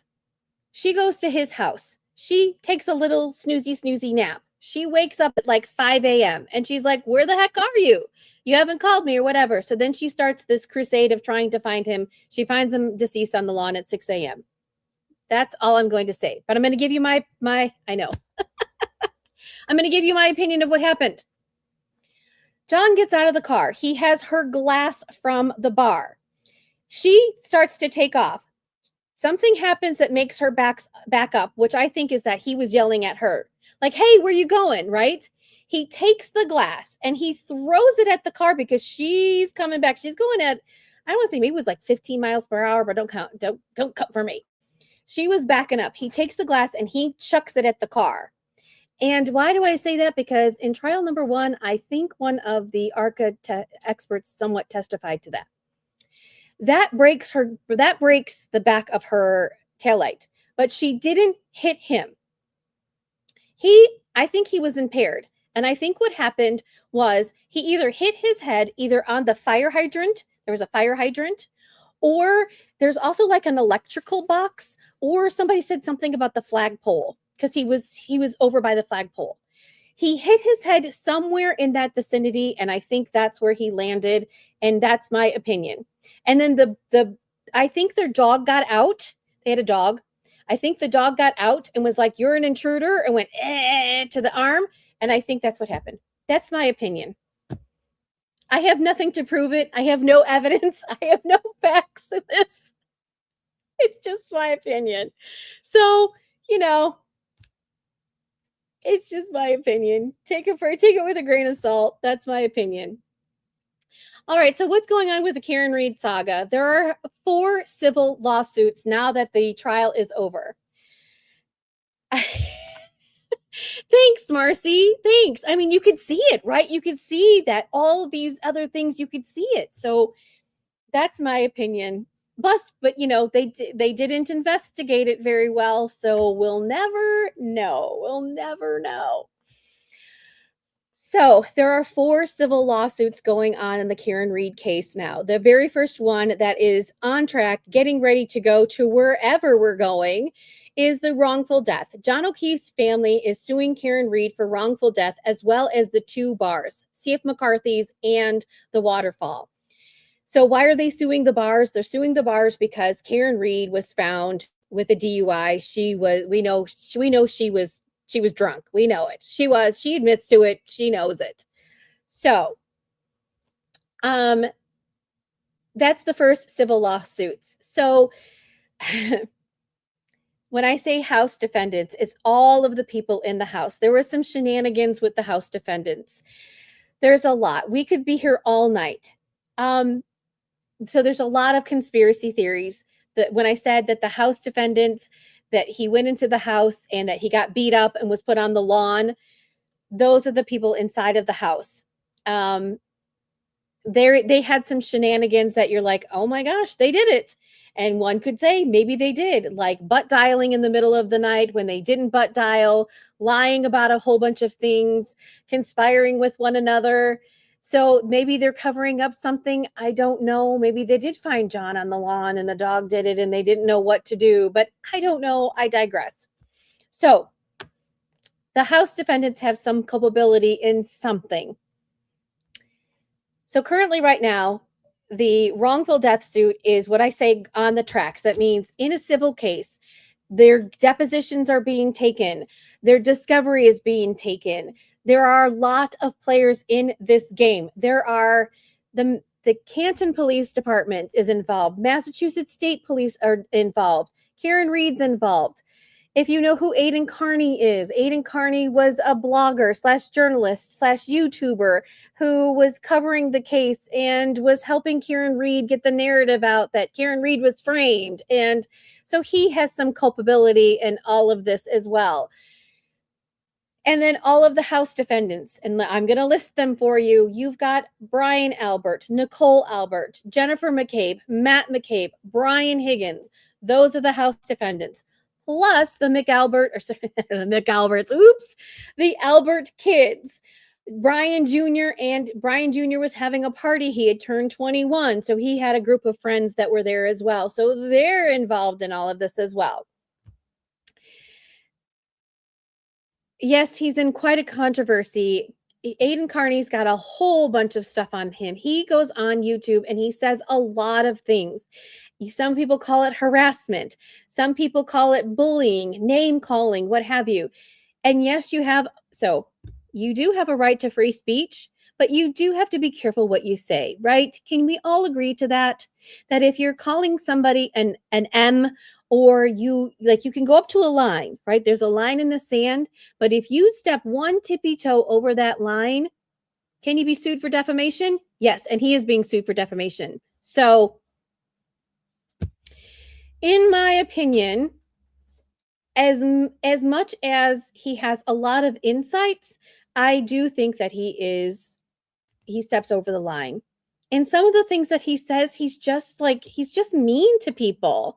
And if you're trying to get a point across, do you really have to cross the line and be mean to people on your channel? So he's being sued for harassment in New Jersey. He's been sued for defamation in New Jersey as well. He's also being sued for defamation in this saga. So the wrongful death suit is on the tracks. That means it's moving forward. There's been a lot of shenanigans, and guess what, La Lovies? We have a hearing to watch, so buckle up. We're going to watch a hearing. So I'll bring it up for everybody if you haven't already watched that. Okay, that is lawsuit number 1. Lawsuit number 2 is Karen Reed is suing the House defendants, the Massachusetts State Police, and 3 Massachusetts State Police officers. Brian Tully, Yuri. So Brian Tully, I think, is retired now, if I'm not mistaken, or isn't getting ready to retire. Yuri Buchnick and former trooper Michael Proctor. And if you know Michael Proctor, you know. She's suing the House defendants for saying things about her, but she's suing the police officers for violating her civil rights by not investigating the case properly. And she's also suing the Massachusetts State Police because they're the ones that sort of oversee these Massachusetts State Police who violated her rights. Lawsuit number 3 is that some of the House defendants are suing Karen Reed and Aidan Carney for defamation, because Aidan Carney goes on his YouTube presentation and calls them M's. And he went out to the streets of public and went to their houses and went out and called them M's and publicized it and said, that is the lowest tier that I'm going to go. He called them a whole bunch of other things. So I am not surprised that they're suing him. So that's lawsuit number 3. And who's in that lawsuit? It is Brian Albert, Brian Higgins, Jennifer McCabe, and Colin Albert. Colin Albert is the nephew of Brian Albert. See, these people are related. It's a long story. Then there's a 4th lawsuit, which is Karen Reed is suing the town of Canton. That's separate because some of these things went to federal court. Some of it, she couldn't sue this person at the same time as this person. There's a lot of legalese going on. But you follow me, so you'll get caught up in these cases. It's a lot. It's a lot, and my head just swirls to no end. So, would you guys like to see the latest in that? I'm going to bring it for you because this just happened this week, and I wasn't able to cover it. And it's a short little hearing, but you can kind of see who the players are. And you can see, so these are some of the sneaky things that lawyers do in these motions. So let me see if I can get it up. Okay, I know who it is. I know who has it. Normally I sit on, so these are Zoom hearings, and normally I sit in on these Zoom hearings and I record them and I put them out. But I didn't do this one because I'm covering Lindsay Clancy. So hold on just a minute. I'm going to bring it up for everybody, all the players, so you can see, and I'll tell you who's who in the. Oh, hold on. I know you can hear it. Hold on. I'm going to bring it up for everybody. Everybody. All right. So we can be friends. We can be friends if you are going through and you're saying something and it elicits a song and you sing that song in your head. So like if a phrase or something comes up and you have a song and you have to like say it, put a 1 in the chat if that's you, because we can be really good friends. And if you haven't done the likies, the subscribies, the tappity tap, tap, tap on the Tickety Talk, we're at 11K. Let's see if we can get to 12K, please. And I do have some gifts open. If you're, wanting to throw something my way, please do. If not, and you're new. Hi, my name is Missy K. I bring, yapping and tapping. I bring you law cases. We did cover Lindsay Clancy. I'm covering Lindsay Clancy, what's called gavel to gavel coverage. And on TikTok on Monday morning, just like you're going to see. Oh, well, guess what? I might be doxxed a little bit on TikTok for showing you this today. I don't care. It's Saturday. I don't care who's in the stream or not. We're going to watch it. Because sometimes you can't put YT things on TikTok because it doesn't like it. But I don't know how else to do it right now in this capacity because I want you to see this, and we're all gonna share together. But on Monday, I know how I can show you what's happening in court on TikTok. So we're going to do that. So I'm going to do a split screen. Me on the bottom, the trial will be on the top so we can watch it if you prefer to watch it that way. If not, and you want to watch me on your television, then I'm also on YT. I'm right there. I'm there now. Same channel. And you just go on to where it says live, and you'll see, I didn't post it for Monday just yet, but you'll see my thing that you can click on. And sometimes I'm like in the little corner and you get to see the big thing. And you can also be on TikTok sending me messages while watching it on your television if that's your preferred method. Just to let you know, I'm in all the spaces and places. If you're like, I don't know where or what, you can go to the book of the, and I think it's in my about section. Oh, well, it's under my details. You can see all of the spaces that I'm on. So go over there and like those things too, because I post stuff over there as well. I'm an equal opportunity poster where I can. Sorry, that was funny. All right, back to the regularly scheduled program. Sorry, I had to do a little plug for myself. And thank you so much, everybody. I appreciate you being here. I can be a lot sometimes, but that's who I am. All right, you guys can see it over here. Let's see if I can bring it up over here. Hold on. Being live is hard. And I want you guys to see this and see, but TikTok I know is going to dox me, but it's okay. Those of you on here already know that you're on here and you want to see this. So here we go. All right, I'll move myself. All right, I'll move that out of the way. Okay. Those of you on TikTok, can you see this? Do I need to make myself smaller? Can you see this on the bottom? Do I need to make any changes? because I know everybody over at YT can see it and it's good. Okay, looks good. Okay. All right, if you're just joining me, this is what's called a Zoom hearing. These are just a handful of lawyers in the civil case. This is Karen Reed's case. This is John O'Keefe is deceased. The family of John O'Keefe is suing Karen Reed for wrongful death. This is a civil case. These are civil attorneys, and they're fighting. They're always fighting. And this is the judge down here. His name is Judge Gilday, if you don't know. And so this is what's called a status hearing. That means they go and they talk about where they are in their depositions. They were fighting over depositions because the House defendants didn't want to come in and be deposed. And so so if you don't want to come in and be deposed, the judge will sign an order that you shall appear. And if you don't, guess what? You go to jail. You go to jail, or you get fines, but you go to jail. So Judge Gilday, just if you don't know, Judge Gilday is sick of and fed with these people. So Judge Gilday serves it to us as well. All right, I will stop talking. I'm going to take some notes because I need to take some notes, and then we'll chat about it. So tappity tap, tap, tap. We hit 12K. Let's see if we can get to 13K. And again, I'm going to get doxxed. So TikTok's going to be like, we're not putting out your stream, and it's okay. So welcome, everybody. Welcome. All right, here we go. I'll stop talking. Stop talking. All right, here we go. Please. Morning, everyone. The matter before the court is civil action 2483 CV00692. Paul O'Keefe, individually and personal representative of the estate of John Joseph O'Keefe III et al. Versus C&C Hospitality LLC, doing business as C&S McCarthy's et al. Your Honor, for the plaintiffs, we have attorneys Daniel Buck and Mark Diller present by way of Zoom. For the defendant C&S McCarthy, we have attorneys Tamara Holstag and Lincoln Rose.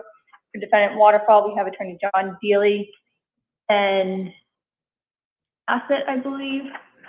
And for defendant Reed, we have attorney Sarah Shipley and Aaron Rosenberg. Good afternoon, everyone. Good morning, excuse me. So Attorney Diller, do you want me to tell me your perspective of discovery at this point? Sure, Your Honor. 25 depositions have occurred. There are still another 21 that are outstanding. A number of depositions had been noticed to occur that everybody was prepared to occur, and they were canceled at the 11th hour. I believe mostly by witnesses, but they're still on the docket to be occurring.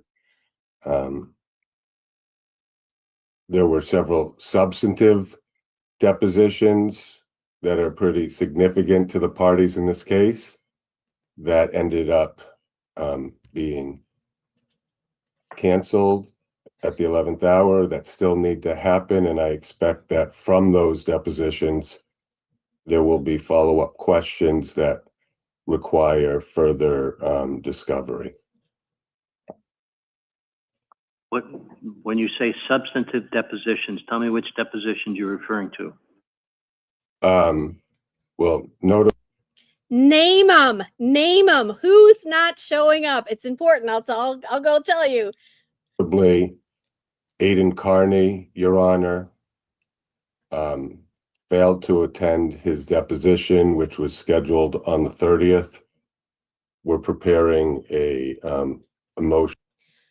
Spency, I'm live. This happened on 2 days ago. So Friday, Thursday. This happened on Thursday. I'm just going over it because I'm behind, because I'm covering Lindsay Clancy. To compel for sanctions. He then went on his live stream that evening and said that I don't need to hear all the details. Just all right. Get your motion filed. Yeah, so that hasn't happened yet. Miss Reed's suspended deposition has not finalized. It was supposed to have occurred, and for logistics reasons between all the parties, that was moved to another future date. So it had. Okay, just FYI, this guy up in the left-hand corner up at the top, his name is Mr. Rosenberg. He is Karen Reed's attorney. So sometimes go between these two and watch their faces. It's hilarious. Hasn't occurred yet. There's also, I know that we're still have a 30B6 of one of the bars that is outstanding. We are watching, this is the Karen Reed wrongful death suit. John O'Keefe's family is suing Karen Reed. These are the lawyers that are talking to the judge about, et cetera, et cetera. Country girl, let me know if you need further clarification. I got to back it up for just a second. I'm taking notes.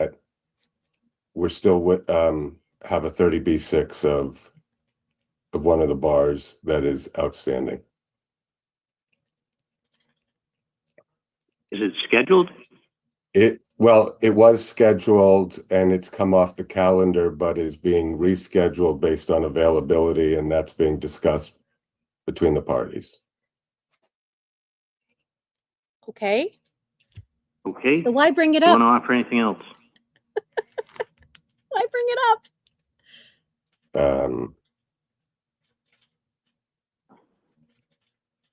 I'm sure I could offer a lot, but for now, that's probably a good stopping point. Okay. Attorney Rosenberg. Thank you, Your Honor. So Mark Diller, who was just speaking, he is the civil attorney for the O'Keefe family. And they are fighting. They're fighting about who's coming in for depositions and who isn't. This is a civil case. Just remember, depositions are where you come in and you sit down and they get to ask you anything. And people don't want to come in and answer any of these questions because it's very controversial, right? It's very controversial. So a lot of people have not come in for their depositions. So what they do every month, they come in front of this judge and they argue what depositions have taken, what hasn't, and what they're fighting. And the judge is like being the daddy, who's been naughty, who's been nice, and he's like the person who they're like fighting over candy, and he's tries to be the mediator between them. And these are lawyers who are getting paid, and I'll go into that in just a minute. So from our perspective, we've taken 13 depositions. We have 3 more that are scheduled for dates certain before or including the 17th. We then have only 6 depositions that have yet to be scheduled because of witness issues. One of those obviously is Colin Albert, as you're aware. The others are just logistics with witness availability. Just to kind of get ahead of what I think we're going to be discussing. Our proposal is that we're close, and we think we're going to get almost all the way there by the 17th. We would not object to parties doing some cleanup depositions, obviously, in the week or 2 that follow the 17th by agreement. And I doubt that anyone would object to that. We've spoken with the other defendants about that, and my understanding is they're okay with that. So I don't think we need an extension of your deadline. We've worked hard to get there, and I think we've gotten, at least from my perspective, close enough. I'm sure you. Okay, you guys might be like, what is he talking about? So in a civil case, they have a deadline for what's called discovery. It's kind of like in a criminal case where they have a deadline of who's going to testify, what evidence is coming in. It's kind of similar to that. So just FYI, August 17th is the deadline for this case. They have been trying super hard to get a whole bunch of people deposed before the 17th deadline. A lot of people have been super reluctant to come in, and the judge finally had to make orders to say, you best get your butt in when you say you're going to go. If you know, you know. We're going to talk about what Diller was just talking about in just a second, and an order has just come out, and I'll explain that. So I am surprised that Rosenberg is saying, oh, yes, we're going to meet that deadline. I can guarantee this. I don't know. I can guarantee you it's not going to happen by the 17th. I don't know why he's saying this. I think he's just puffing up the judge. There's no way in less than 10 days that they're going to get all this done. Just letting you know. And if you want to follow this with me, you just put a pin in it because it's not going to happen. Wish we'd gotten fully there, but I think we're very close. So I would ask we stick with the deadline, we set expert deadlines thereafter, and we continue to move the case forward. Okay. On behalf of McCarthy's? Good morning, Your Honor. I would agree that the parties have made a ton of progress. As has been discussed, over 24 depositions have occurred in a short period of time. There are several more to go. I count 17 left to go. Of those, only 3 of them are noticed depositions on behalf of CF McCarthy's. Okay, she said she has 17 to go. There is less than 10 days. And we're Monday through Friday, right? Less than 10 days. How are you going to get this done in 17 days? It's not going to happen. One of which is scheduled to take place on August 11th within the current timeline and tracking order deadline. The other 2 are 2 folks that were scheduled to go forward, and then there was a sudden family emergency, which we, of course, accommodated, and that just needs to be rescheduled with our counsel, and we're actively doing that. I also echo Mr. Rosenberg's comments and Mark's. The parties have been working and talking amongst each other about whether there needs to be any extension of the discovery deadline. We're fine if other people in the court are okay with us completing discovery that's already been pending shortly after the discovery deadline and trying to wrap everything up. I do note that some of that does seem to depend, though, on third parties, some of which haven't been as necessarily compliant, so I'm not sure how that is going to all track. I can't predict the future there.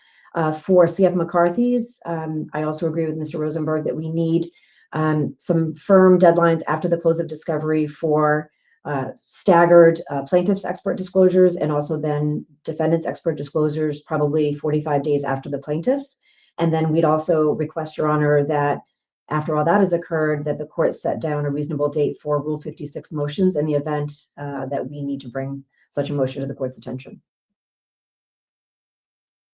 Okay. On behalf of Waterfall? Good morning, Your Honor. A lot of what I was going to say was already been said, Your Honor. On behalf of Waterfall, we have 3 more depositions scheduled for us to be principal people taking them. They're scheduled for today, for Monday, and for the following Monday. But obviously, we are participating and want to be involved and participate in the depositions that are still outstanding. So it seems pretty clear there's going to need to be some more time, and we're trying to work it out between us to get this stuff accomplished. We also agree with regard to McCarthy's indication that we would like to have or see the court amend the deadlines or add deadlines for expert disclosures, staggered disclosures, as well as push out the Rule 56 deadline beyond those expert disclosures so that we get the events in the right order so we can bring motions as necessary before the court, Your Honor. Thank you. Did all parties propound interrogatories? Yes. Okay. Yes, Your Honor. Yes, Your Honor. I assume there were expert interrogatories? I actually don't believe there were expert interrogatories from the plaintiff.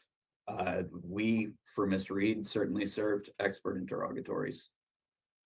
Okay, so if there are expert interrogatories propounded, presumably the answers would have identified some experts. Am I correct? Well, I can respond as to the plaintiff's answer to ours. They objected that it was premature when it was served, and I believe indicated that they would amend. Interrogatories are questions. So they give them a list of questions and they're talking about the experts. They haven't gotten to the experts. They're still just doing like the lay people. So like Dr. La Posada, the ARCA experts, all of the people that testified in trial number 1 and number 2 with Karen Reed, they're going to come up again in the civil suits. So they're talking about, do they have a list of questions for the experts? That's what they're talking about. That, but have not done so yet.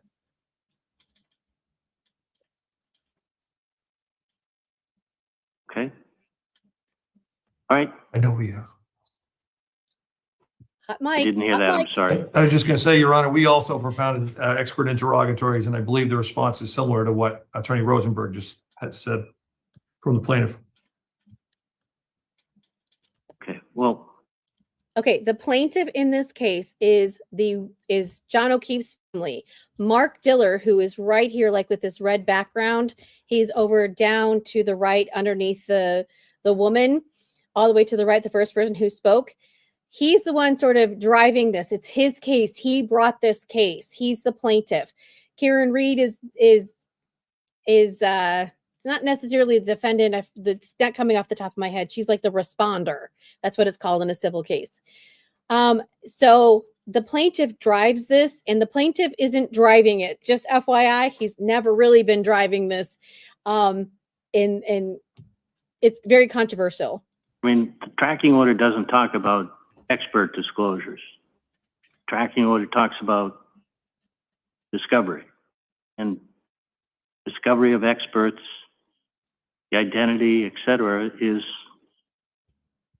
not only allowed, but it's required responses.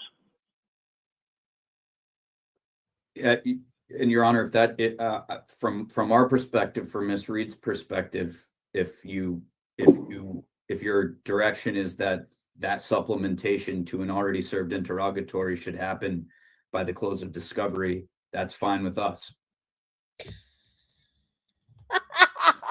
He just threw Mark Diller under the bus. He's like, listen, Your Honor, if you want to go ahead and include that within this time frame, we already did that. They haven't responded, is what he said. He just totally threw shade at him. He's like, For I Steve did my McCarthy, Your homework. Honor, I would say that decisions relative to experts on our part may go hand in hand with the defendants, but also need to go hand in hand with the completion of discovery.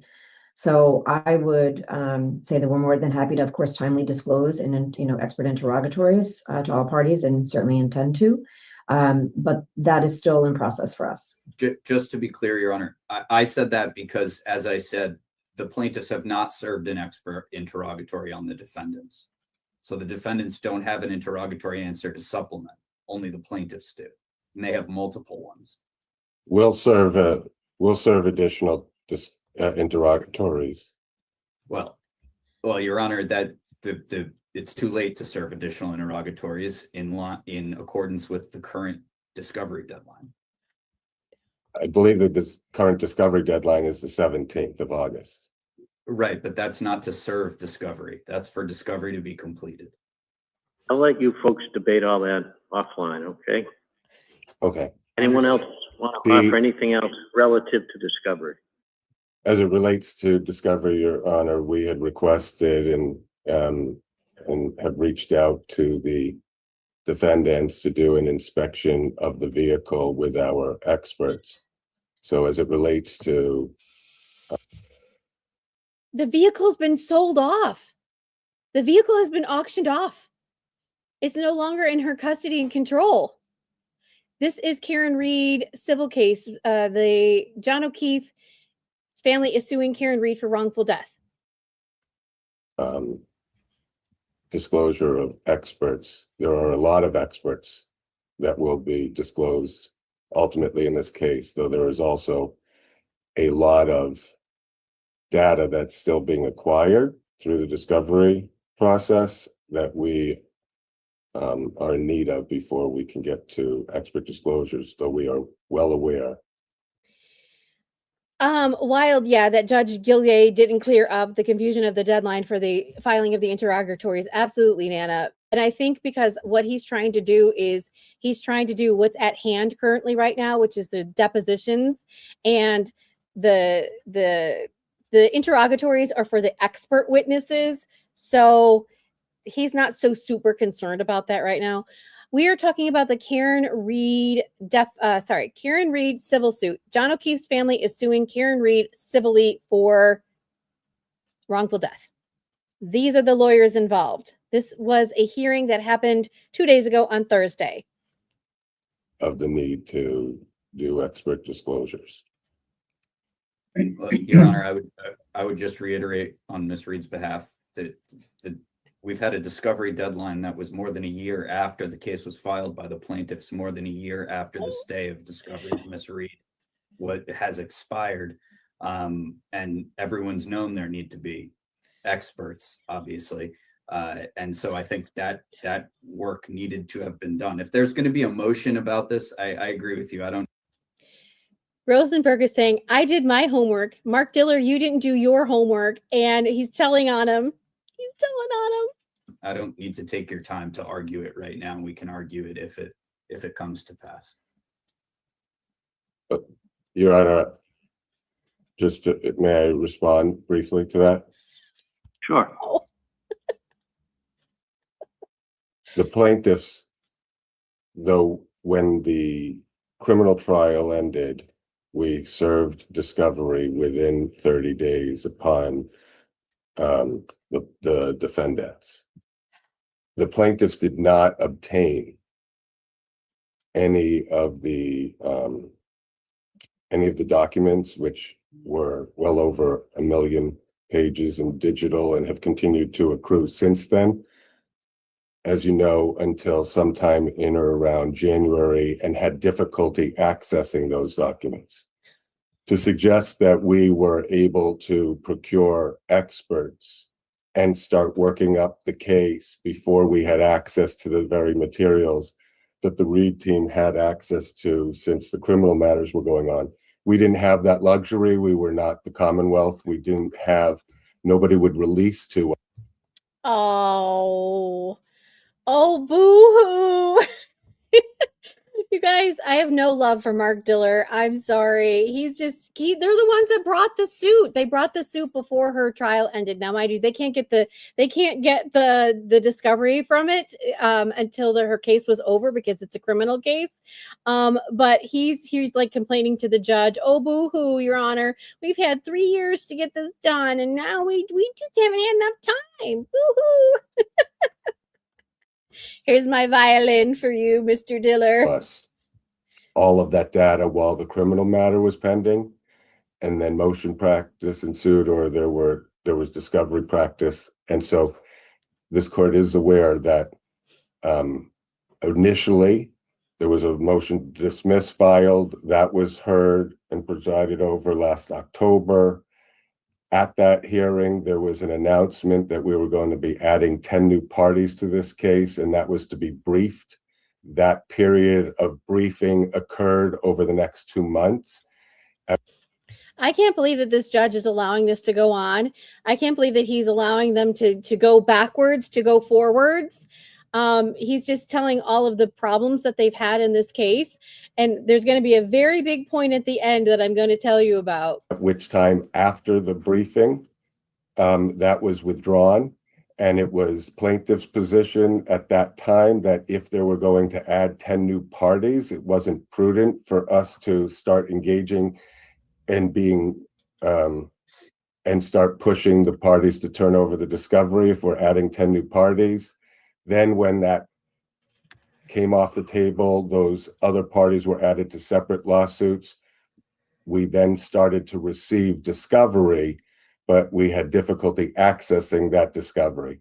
So I do appreciate the amount of time that this case has been pending, but to suggest that we were in the driver's seat since last July, that's not the case. We've been trying. I told you guys, watch Rosenberg up here on the left. Watch him. To catch up and get access to all the materials, and they were significant. In fact, I can also share with you, Your Honor, that the bars didn't have access to their own videos until we were able to get them through this discovery practice. And so there, in deference to the bars, it wasn't fair for us to force them into discovery when they didn't have access as well to all of the materials that had been outstanding. Because he's suing the bars. What do you mean forcing them? You're suing them. He's suing the bars. You forced them into this. because of the criminal case and were not being disclosed.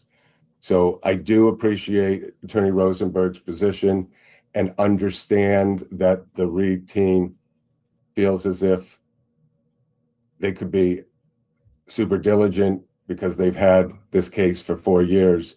We've only had it in earnest since the end of 2025 into the beginning of 2026 with regard to access to all the data that needs to be digested and organize experts for. Your Honor, Miss Attorney Diller, I think disagrees with me, but I still don't feel the need to go back and forth when there's no motion before you unless you want me to address anything. I'm all set. Okay. Attorney Diller, when are you going to file the motion relative to the witness that didn't show up? It'll be done today, Your Honor. In full transparency, that witness has disclosed that he is willing to show up, but I will tell you I would prefer to have an order of the court so that if it's skipped again, that there is something that puts him, forces him to actually go forward with the deposition. So You say it's going to be prepared today, so it hasn't been sent out? It hasn't been served 9A. Do any of the other parties object to the motion? Well, I don't know what the motion's going to say, Your Honor. I'm happy to. The motion is probably going to seek compelling the witness to appear. Anyone object to that?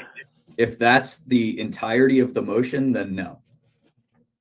Your Honor, on behalf of Let's say the Waterfall, mo- we would not object.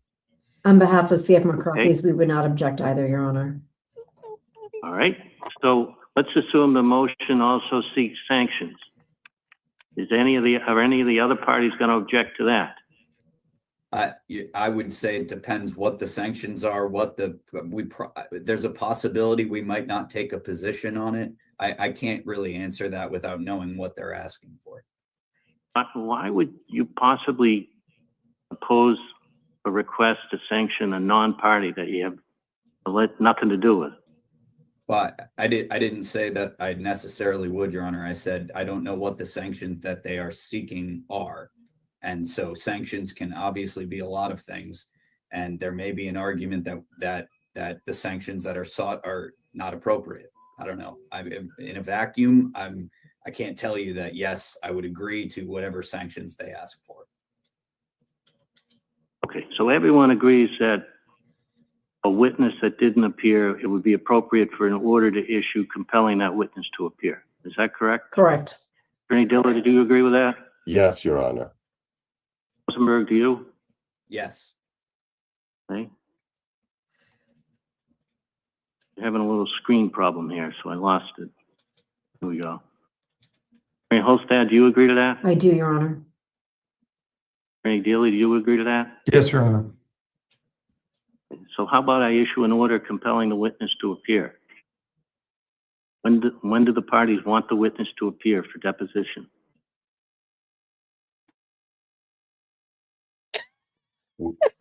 It's Mr. Diller's witness, so. He's currently under subpoena for a rescheduled deposition to occur on the 17th. I will share with you that he has reached out and say that he's not available on the 17th and has given other dates. The only dates that Tell you what, Attorney Diller, you can file your motion to compel the witness to appear outside of 9A, given that all of the parties don't object to that. Okay. You can serve your motion for sanctions or whatever else you're looking for under 9A, and we'll wait to hear Attorney Rosenberg's perspective on potential sanctions. So file your motion today. I will, Your relative Honor. to compelling the witness. And as it relates to discovery, taking the deposition, if it has to occur outside of the discovery deadline, given our current situation, I just want to make sure that nobody's going to object to that. from Ms. Reed's But standpoint. yeah, we don't need to do that here. Okay. I'll tell you, the court's never going to object to attorneys working together to get things done that are supposed to be done. Okay, thank you, Your Honor. Anything else? All right. Thank you, everyone. Thank Have a you. good day. Okay, that's a lot to unpack. And I know some of you don't know this case. This is Karen Reed, as you know, was accused of killing her boyfriend, Boston police officer John O'Keefe. She was tried twice. The first one was a mistrial. The second one, she was found, she was acquitted. She got a DUI charge. The family of the deceased Boston police officer John O'Keefe is suing her for wrongful death, and they're also suing the bars. As I stated, this person here in the red down at the right bottom is Mark Diller. He is the attorney for the O'Keefe family. Up in the top corner, if we're playing like celebrity squares, is Rosenberg. He is for Karen Reed. The girl in the middle next to him, she is for Reed as well. And if I'm wrong, let me know. The one next to her is for McCarthy's. That's the one bar. Lincoln Rose, who's down here, who is, I just love that name. I think he is also for one of the bars. I think he's for McCarthy's as well. I could be wrong.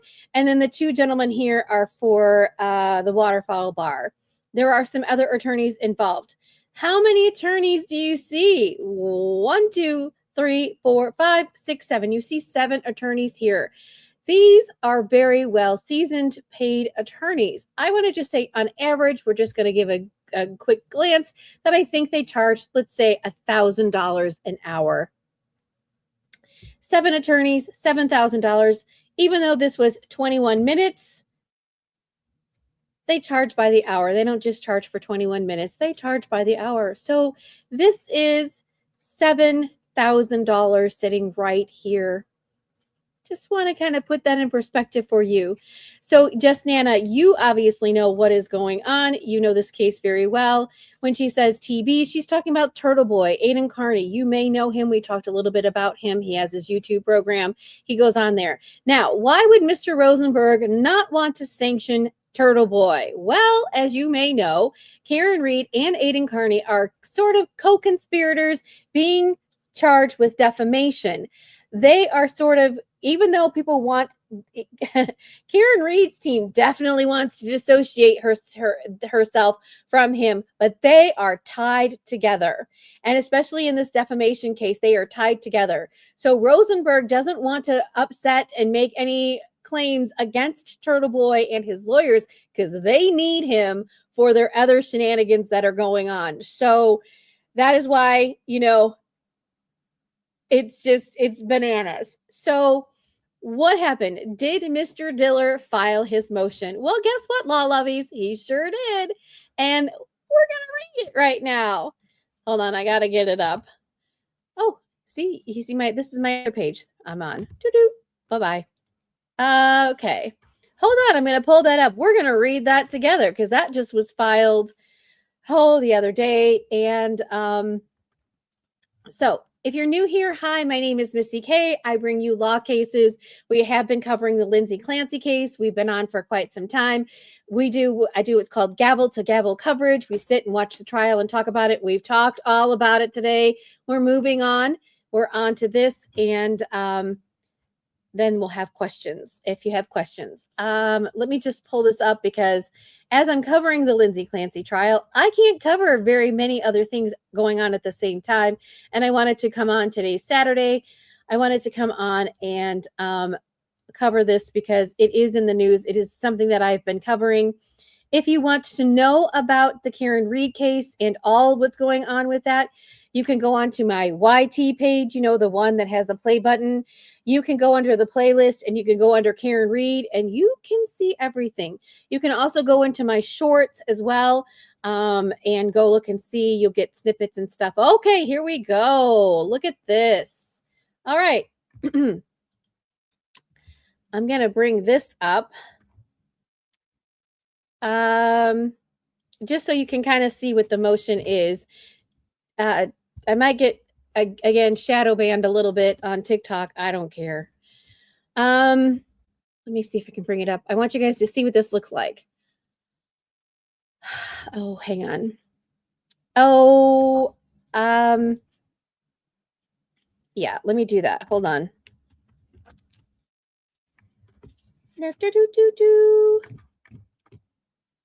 That'll just be easier for over here.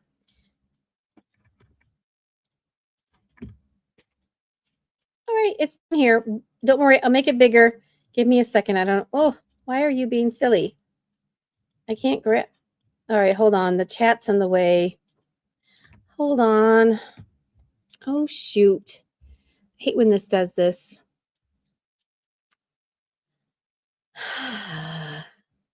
Being live is hard. Hold on. I'm trying to the chat. So my chat's down here at the bottom and it's right there on top of the chat. And I got to grab the chat to move the chat, but it won't let me do that. It's sometimes being very naughty. Hold on. Let me see if I can move myself. See if I can move the chat. When I was doing this yesterday, it was taking me forever and a day to move things out of the way. And see, can I grab it down here?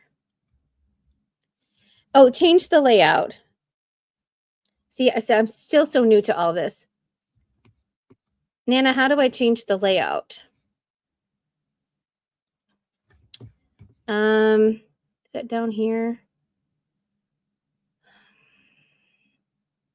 And also, I'm afraid to like click on something and then it goes away. I don't know how to do that.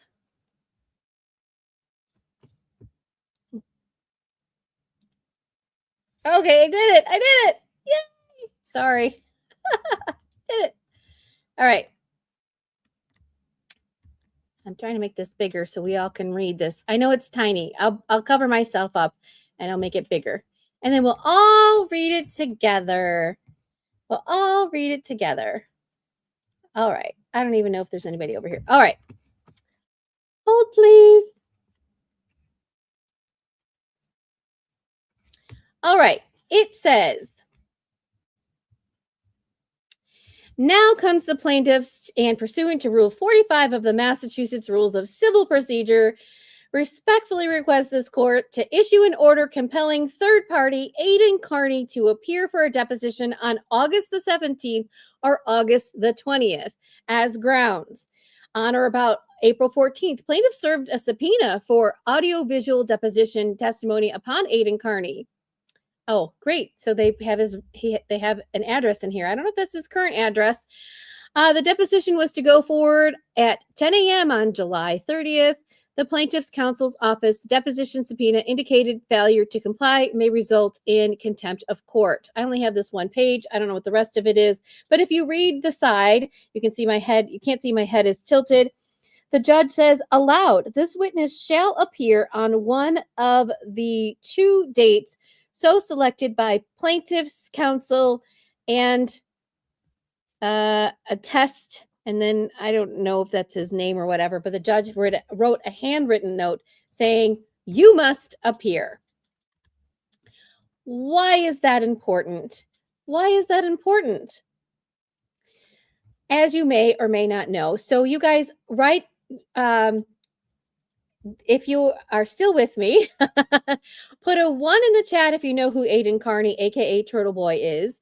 Put a 2 in the chat if you don't. It's okay, Nana. I fixed it. So, yay. Okay. I got a couple of people. Okay. Okay. A couple of people don't know who Aidan Carney is. Okay. Aidan Carney is a YouTuber. I can say that.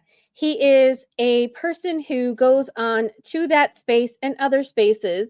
And you can say blogger, you can say YouTuber, you can say journalist, you can call him a variety of things. He has his own channel. And when Karen Reed was first accused of doing unaliving John O'Keefe, there's a big conspiracy that she didn't do it and that it was the House defendants that did. I kind of went over it. I glossed over it a little bit. All right. So there's a bit, Lindsay Clancy's got some controversies. You multiply that by 10 billion, and that's the Karen Reed case. So Aiden Carney went on to his YouTube presentations in the early onset of her first trial and stated that she was framed, that the Massachusetts State Police are framing her. The House defendants are framing her. They did it. She didn't do it.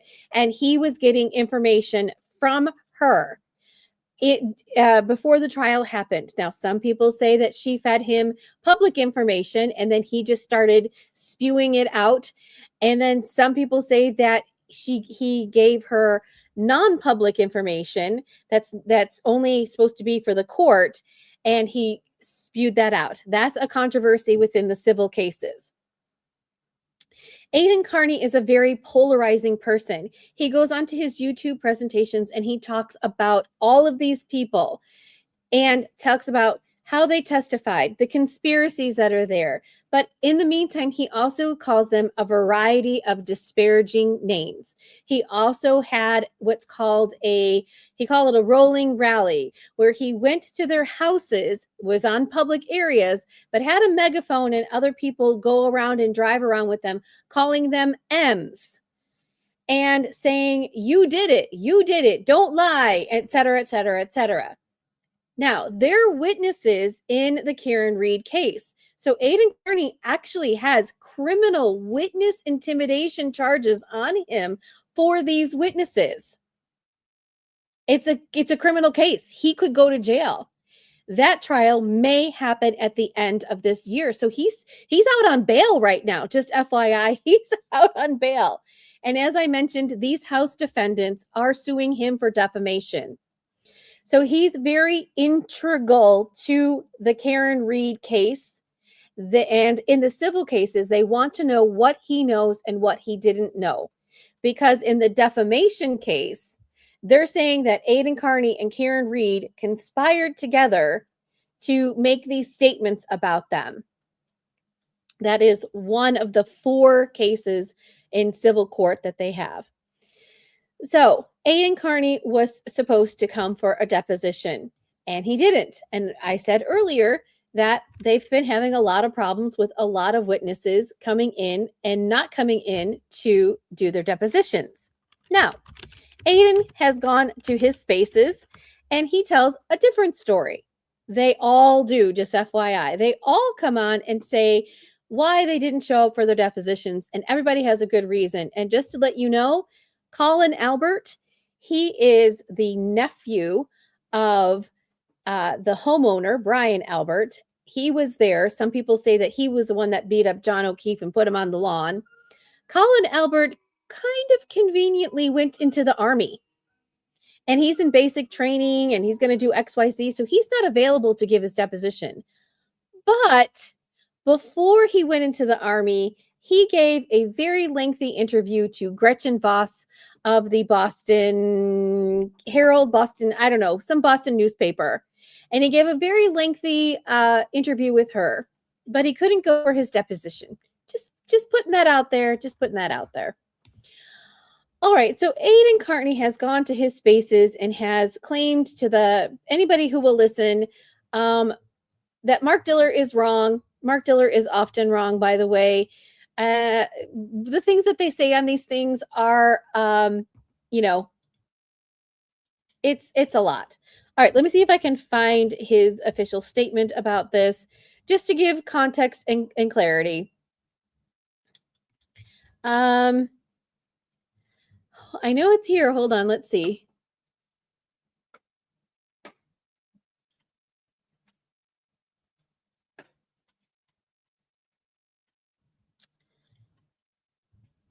I'm trying. Okay. Oh, I guess I didn't read the rest of it. Anyways, it says that Attorney Diller, and he calls him a nasty name because that's what he does, claims that I lied about watching my children on July 30th because they cannot be heard or seen on my Bus Stop Live's newsflash. Oh, he's just talking about that he had gone on to his YouTube presentations. I can't find it per se, but I know that he said that he could sit for something but couldn't sit for something else, and Diller misconstrued it to what have you. So, you're filing an interlocutory appeal. Wish you luck. Oh, absolutely. Everybody. Oh, Boston Globe. Thanks, Dana. Everybody, Girly Trendy is filing an interlocutory appeal. Good luck, girlfriend. You'll have to tell us what that's about. Because interlocutory appeals could be in a variety of different things. So is it a criminal case? Is what's the appeal? And tell us what it's about. I'm a law nerd at hand. I'll anything appeal wise, I'll jump in. Good luck, girlfriend. Please, you can always tell us about what's going on with that. That's amazing. Good luck.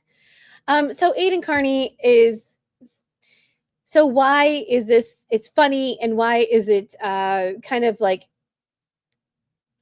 crazy? It's crazy because these lawyers know that everybody is out there watching this, and they know that everybody's streaming this, and they're just playing it up for us. That's what they're doing. And I can't believe that Diller was like whining about, Your Honor, we didn't have enough time to do this and do that and da da da da da.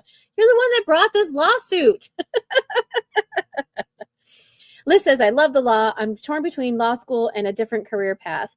Liz, I appreciate that. Me too. I am a little bit later in life. If I went to law school, it would cost me, it costs a lot of money. I already have 2 kids who are college bound, and we're paying for them. Liz, you might be interested in doing a paralegal course. But Girl Trendy might be able to tell you more, because she obviously is a lawyer. She's or a paralegal. So Liz, as far as I know, a paralegal course can cost you anywhere between $2,400 and $3,000, depending upon what program you do it. And you can, there are some self-paced courses that you can do, and you can actually get your paralegal certificate. And if you do it, if you do it really quickly, you could do it within like 2 months. If you do it self-paced, they say anywhere between 2.5 years.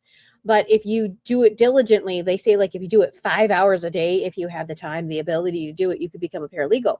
And then I know some people who are paralegals that jump off from there to become a lawyer.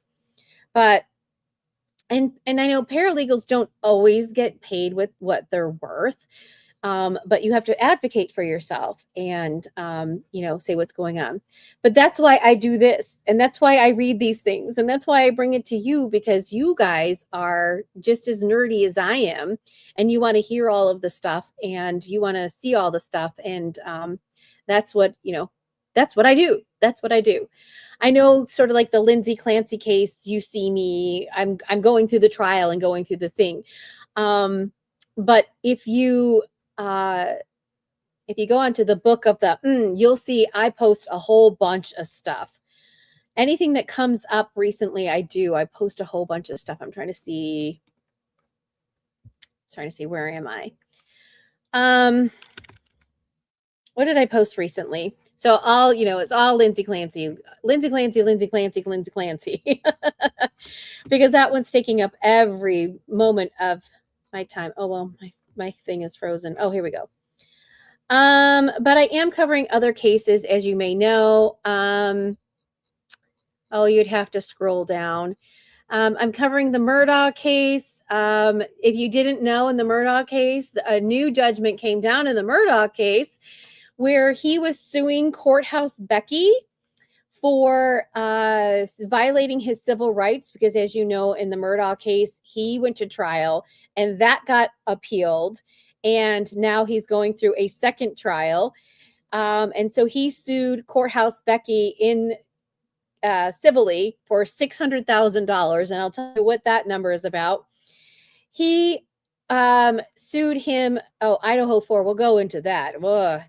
He sued her civilly and said, you violated my civil rights, and therefore now I've got to do a new trial. So $600,000 is what he spent on his first trial for his lawyers. So he wants that money so he can fund trial number 2.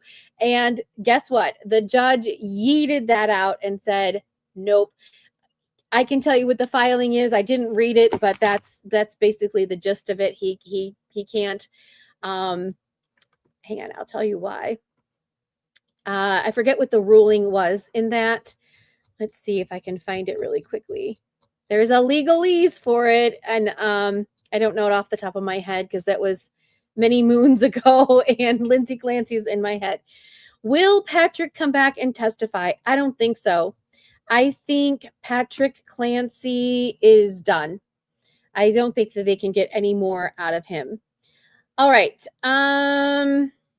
Oh, well, that's dumb. All right. The thing I posted, you can't even read. I'm sorry. So I don't know why. The judge just said you can't do that. Okay. Yeah, same username. Same username. Yeah. Let's see. Is it Shannon? Shannon? You want to talk about Idaho 4? Let me know some questions that you might have on there. Do you think the Lindsay Clancy judge has a similar case to Lindsay Clancy where, yeah, we talked about that earlier, Nana. So I said that Judge Sullivan is, so you may or may not know that when you have a case and it's overturned, it goes back to that judge. So if they're going to try Miss Sanders again, then it goes back to him unless he has something that it doesn't fit to his calendar or whatever, or maybe the prosecution isn't going to try her again. We don't know. I'm going to kind of follow that, but only in little smatterings. But what's really important there is it's something similar to Lindsay. I did talk about this earlier today. So it's very similar to Lindsay, but he did not allow some evidence and or experts to come in and testify in her case. By the way, her trial was only 9 days. 9 days. Lindsay Clancy is 6 to 8 weeks. Plus, she probably doesn't have Lindsay Clancy money, and she probably had a public defender. So, I mean, it's a disparaging view between the two cases. So when a judge gets overturned, it's like a huge slap in their face that you did not, as a trial judge, do this correctly. And Judge Sullivan's no like walking violet, right? He's been on the bench for a long time. So I don't know specifically or exactly what the filing was that how he didn't allow XYZ to come in, but so that's why he is being very careful in the Lindsay Clancy case. And that's why when Reddington wants all these people to come in at this last minute, he's like, yeah, sure, bring it on. So he's being really careful about what he could and couldn't come on. So don't worry, Nana, it's okay. I don't mind going backwards to go forwards. There's only, like 40 people on here right now, and it's cool. It's fine. We're almost done for the day. Let's see. Shannon, you said, okay. Do you think Brian Koberger did this by himself? Yes. Shannon, I don't know if you know, but I lived in Moscow, Idaho for 7 years, and I moved just before this happened. I go back every year. I went back just after he had been caught, and I go back in end of January, February every year. So ask away. I know I am an expert in the Idaho 4. Ask away. Ask me anything. Oh, let's see. Will Patrick be on the stand? I said no. And then you asked so it's been confirmed Patrick will be back on the stand. Megan asked. I didn't see where she said that he would be on the stand. I don't think he's coming back. And the reason why I say that, yes, he's bringing him back. Reddington's going to bring him back. How do you know this? I need to know. Now, mind you, just FYI, I could be wrong. And I don't mind admitting that I'm wrong. I'm not perfect. I don't have all the answers. I just give you what's my opinion. You saw it on Facebook. Okay. You're seeing so many things. See, the reason why I said that I don't think he's going to bring him back is that typically when you go and you testify for a trial, you're supposed to be what's called like sequestered, meaning you can't see or hear anything or watch the trial or whatever. And when the judge dismisses you, it's in a lot of different trials. You can't see, read, or anything about it because you're going to be recalled. And he didn't say that to any of the people who are testifying. So that's why it gives me pause that he's not coming back. So that's just in my mind. Nana, what do you think? Because you know a lot too. Yeah. Yeah, I see a lot of things too. And, you take everything with a grain of salt, right? Whether or not this is true or that's true or not, whatever, right?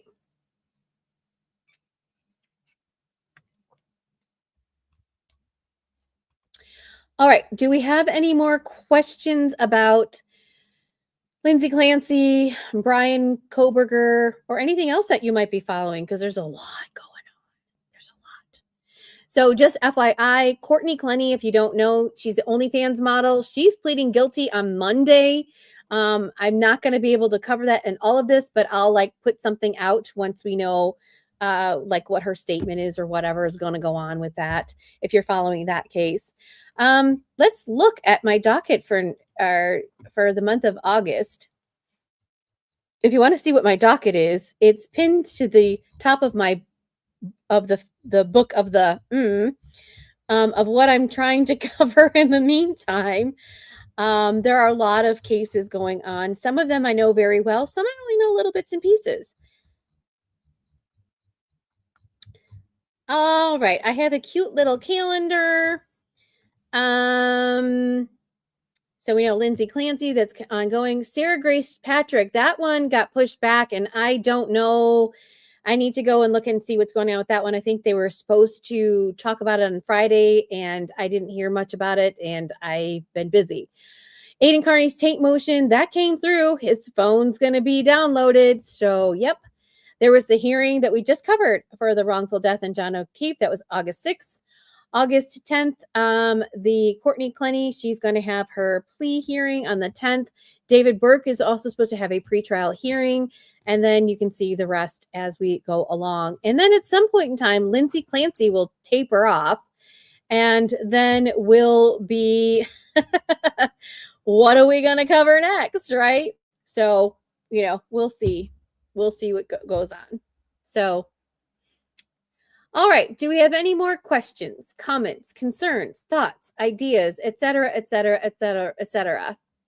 So, all right, everybody. Thank you so much for joining me. If you haven't done the things, please hit, let's tap, tap, tap on Tickety Talk so that, we could just get some more likes on this. And if you haven't followed me, please do on any of the spaces I talked about. Again, my name is Missy K. I bring you legal cases. We are in the thick of the trial of Lindsay Clancy. I'm covering it gavel to gavel. That means we watch and we talk and discuss. And on Monday on the Tickety Talk, we will be able to play the trial along with me. So if you would like to watch it on that space, otherwise, if you like to watch it on the YT, I'm live over there as well. So it depends on, what spaces you like or whatever, etc. Do I think that David will go to jail? The answer is yes. And why? Because if I've covered he had what's called a probable cause hearing.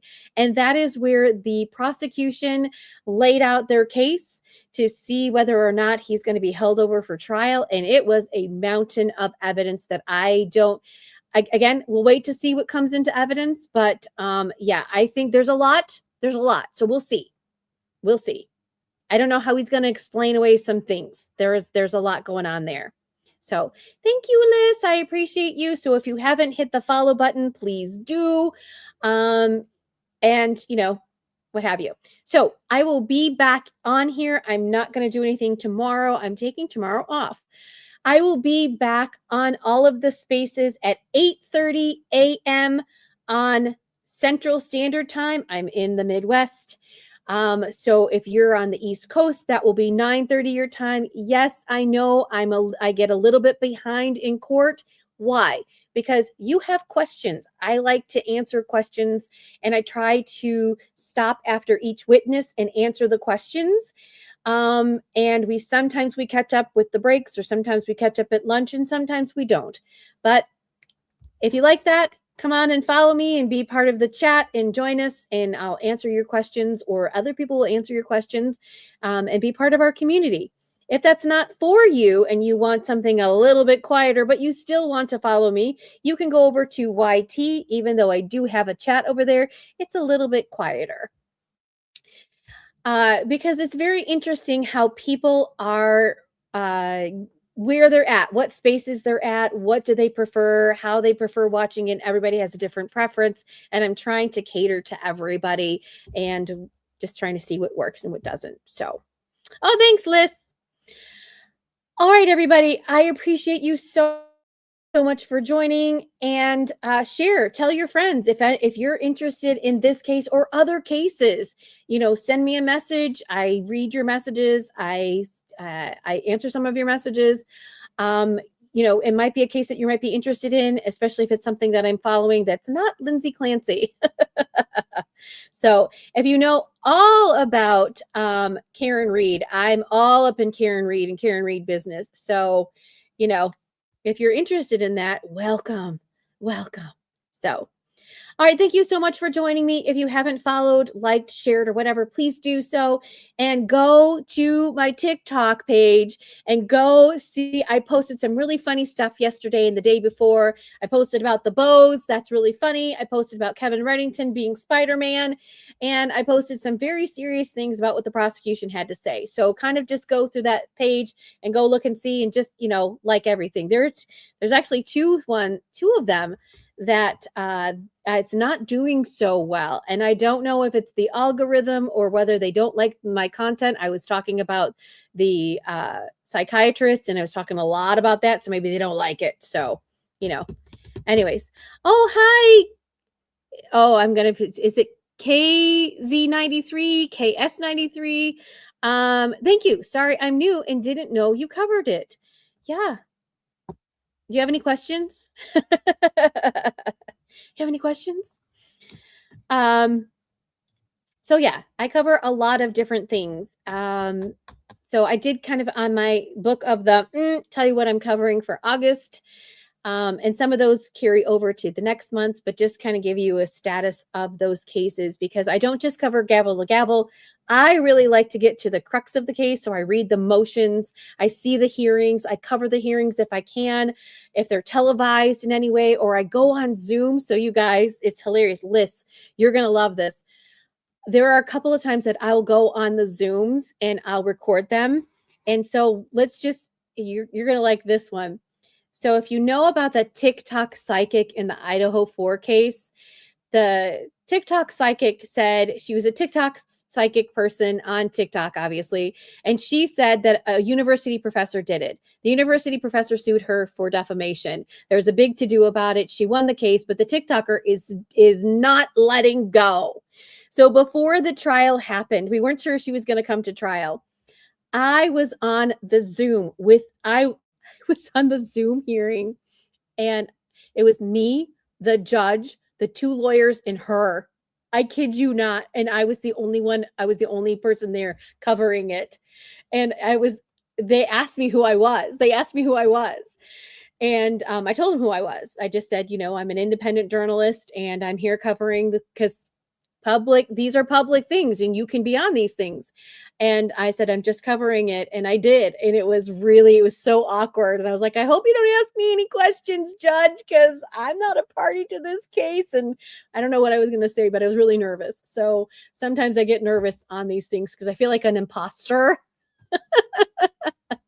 So anyways, so I try to bring you everything from every different angle, etc. So, all right. I'm going to let you go. Thank you so much for joining me on this Saturday. I've been on here since 5 o'clock, so I've been on here for 3 hours. So please like, share, do all the fun things, and we'll see you on Monday morning, 8:30 Central. I will try to put it in all the spaces so I don't know because I put it on TikTok, and I don't know if you can see that or pin that. I don't know how TikTok works, but I do post it on there. So I don't know if you see it or not or what. So, all right. Thank you, everybody. I appreciate it. We'll see you again on Monday for day 10 of the Lindsay Clancy trial. Bye-bye.